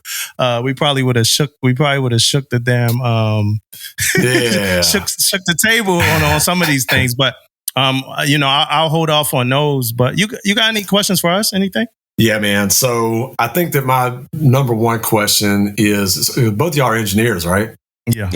So Damon's DC. Dama, what's your rating, man? Electricians, mate. EM, that's what I thought. Okay. So as an engineer in the Navy, right? And I'm going Navy, right? Like as an engineer in the Navy, do you feel like do you feel like you guys should prorate a little more money? Because let's be real about it. Anybody that says that y'all don't have the hardest job in the Navy is fucking full of shit, right? Like from the watches you stand to the jobs that you do, like I'm of the opinion that our pay scale is all fucked up. Like all fucked up. It's archaic. The enlisted officer structure, just because somebody has a degree in basket weaving, like why does he get paid more than an electronics technician that has a real skill set? So as engineers specifically, like, do you feel like that the pay scale is not accommodating to what it is that you actually fucking do for the Navy? Damn, man. I think Damon gonna answer first, question. But I was like, that's a good ass. Like I wasn't expecting a good ass fucking question like that. I just thinking like you was gonna say something like, hey, when y'all first started your pod, it was like the first robe. Like that's a really good question. It's late over here in the US where I'm at. Hey Damon, go first, man. I guess I'm gonna go. Man, that's a great question. But I'm gonna say, man, I'm gonna give you some real. First off, I'm gonna say no to it because, like you said, we do put in hours, we do put in a lot of work. I'm not saying nobody else is, but I know what we do. But at the same time, I'm gonna also say this. I know I'm in the Navy, so I know if I'm getting on a different pay scale than everybody else, I know what kind of problem that can cause too. But as a whole in the Navy, I think it's the pay scale is a problem. Not necessarily our job as engineering. I just think the whole pay scale as a whole, because if you translate our job to the civilian sector, it's a big difference, a big gap in that. So that's kind of my take on it, but not in a way saying engineers should be getting paid more. No, I think the whole freaking entire Navy should be getting paid Facts. More. Yeah. Or military, yeah. Well, the Air Force, they make enough, bro. Let's be real. politician, man. Hey, I think David is a politician, dog, I swear. Look, I think like I'm half and half about it, right? I think we should get paid based off our skill sets, right? And that ain't just engineers. That's ITs. That's anybody that could like leave and have competitive pay out in town. Maybe, different people get paid different money or whatever like that. Like you said, like everybody don't get paid the same amount. Now, it's other things you got to think about when it come to rates, when it come to like all types of shit like that. But the reason why I say half and half, because where I do think it's fair, I honestly think being an EM for me has been like a cheat code, and I don't talk about these type of things that much or talk like this that much. But if you're an engineer, like not in the spaces like a DC man, an engine man, or electrician's mate, MM or whatever like that. If you're good, like what's the saying, like worth your salt or whatever. Mm-hmm. If you good, it's a cheat code, man. Like everything that you have to do in the Navy, like a first tour, like E1 through like E5. As an EM, you could do. As an EM, I was able to do it. Like if like naturally, like when like people got to fight for like FaceTime or whatever. As an EM, naturally, you in the captain's stateroom, you doing maintenance on his lighting, his equipment, CMC the same, EXO the same. Mm-hmm. Naturally, you all over the ship. Like it's a part of your job to go all around the ship. And then let's say you get some command involvement in there too. Like so me personally, I think the levies are kind of even there because it's been a cheat code, man. Yeah. And then it's like a lot of engineers don't take advantage of like shit outside of engineering. Like That's like a kind of like a known thing, whether it be the duty section. So when you're an engineer and you start stepping outside of the department and doing things like that, man, you almost start running laps around like everybody else. Because it's like, damn, he an engineer in the space, working hard as hell, got to do this, first person in, last person off, and still is involved with FCPOA, helping junior sellers or whatever like that. So I think that's kind of where it is even. But I do agree, like Damon said, and like you said, Dean, like we should recalibrate the whole pay system, even with like CMCs. Like I think y'all should make. We talked about it on a pod, like one episode. Like y'all should make like way more money. Like it shouldn't be too many people on the ship making more money, than the CMC. I don't know how junior of an officer makes more money than the CMC, but I think somewhere it's like somewhere outside of COXO or whatever, it's a bunch of junior officers that could potentially be making more money than the CMC or whatever. Like I wrote a whole paper on this for Senior Enlisted Academy, actually. And what my, thesis or idea was that you look at like an 03 department head, right? That motherfucker's making like $100,000 like department head bonus. Like that's real talk, bro. Like somewhere between $60,000 and $100,000 to be a department head. Yeah. Okay. And like that dude's got to do some real fucked up shit to get DFC, right? And his level of responsibility is not commensurate with the XO or the CO or the command master chief, right? And so my proposition was, and trust me, it fell on deaf fucking ears, was that that if you enter the command master chief program, right? If you enter the command master chief program, that you get a CMC bonus. Let's call it $30,000, right? Whatever. But you don't accrue it until the end of a successful first tour. Once you have a successful first tour, then you get your bonus, right? Bro, I told that to Russ Smith. He looked at me like I had a fucking dick growing out of my forehead. He was like, no. So that brings me to like a question for you. Should y'all get ranked against each other depending on like your class? So like, should like every DDG CMC be ranked against? Because I'm hearing rumors. I don't know how deep I could get into like rumors about the way CMC evals are going to go in the future and just being outside of the pool of the rest of the Master Chiefs and maybe only getting one eval at the end of your tour or whatever like that. It's some things I've been hearing. But should y'all compete against like each other? Or is that like, is too much to kind of... Well, a little inside baseball. So this isn't like well known, but there's already a system for that essentially. So COs are required to complete performance appraisals for their CMCs that they pass to the ISIC. And then the ISIC is ranking their CMCs on a periodic basis outside of the eval system. And that kind of ranking is used to determine what your next job is going to be, right? And there's certain people that have been identified early in their career that the Navy, the leadership mess, Navy talent management system, maybe they're like a second tour CMC, and they've kind of been identified as a person that has the legs and the desire and the pedigree to be like a force or a fleet or maybe even MCPON someday, right? So we do a lot of that already. There's nothing more pointless than a command master chief evaluation. Put it that way. They're all 5.0. They're all 5.0, and you're the fucking baddest motherfucker on the planet, right? Like, oh yeah, why am I doing a fucking eval? You know what I mean? So there's some kind of like behind the scenes stuff that happens, but I think that the Navy is looking to formalize that, which I think makes a lot of sense, man. I really do. It makes it more transparent. Yeah, damn. Hey, that just opened me up to another 20-minute potential conversation. Yeah. So look, this is what I'm gonna do. Hey, Dean, man, this was fun, man. It was good. It was amazing. I learned some shit. It's always a good thing when I learn some shit on the pod for me. Hopefully the listeners learn some shit. If they still here at 2.5, they just learned that most likely. I appreciate it. I can't wait to do your pod. Please invite me alone. I don't want Damon there. I don't want nobody else to invite me alone. We're team, bro. Like, bro. We still a team, but we ain't gotta be together, man. There's too many people talking. Just me, invite me. Nah, it's whatever. However you want to do it. I just can't wait till we could come up there. However you want to do it.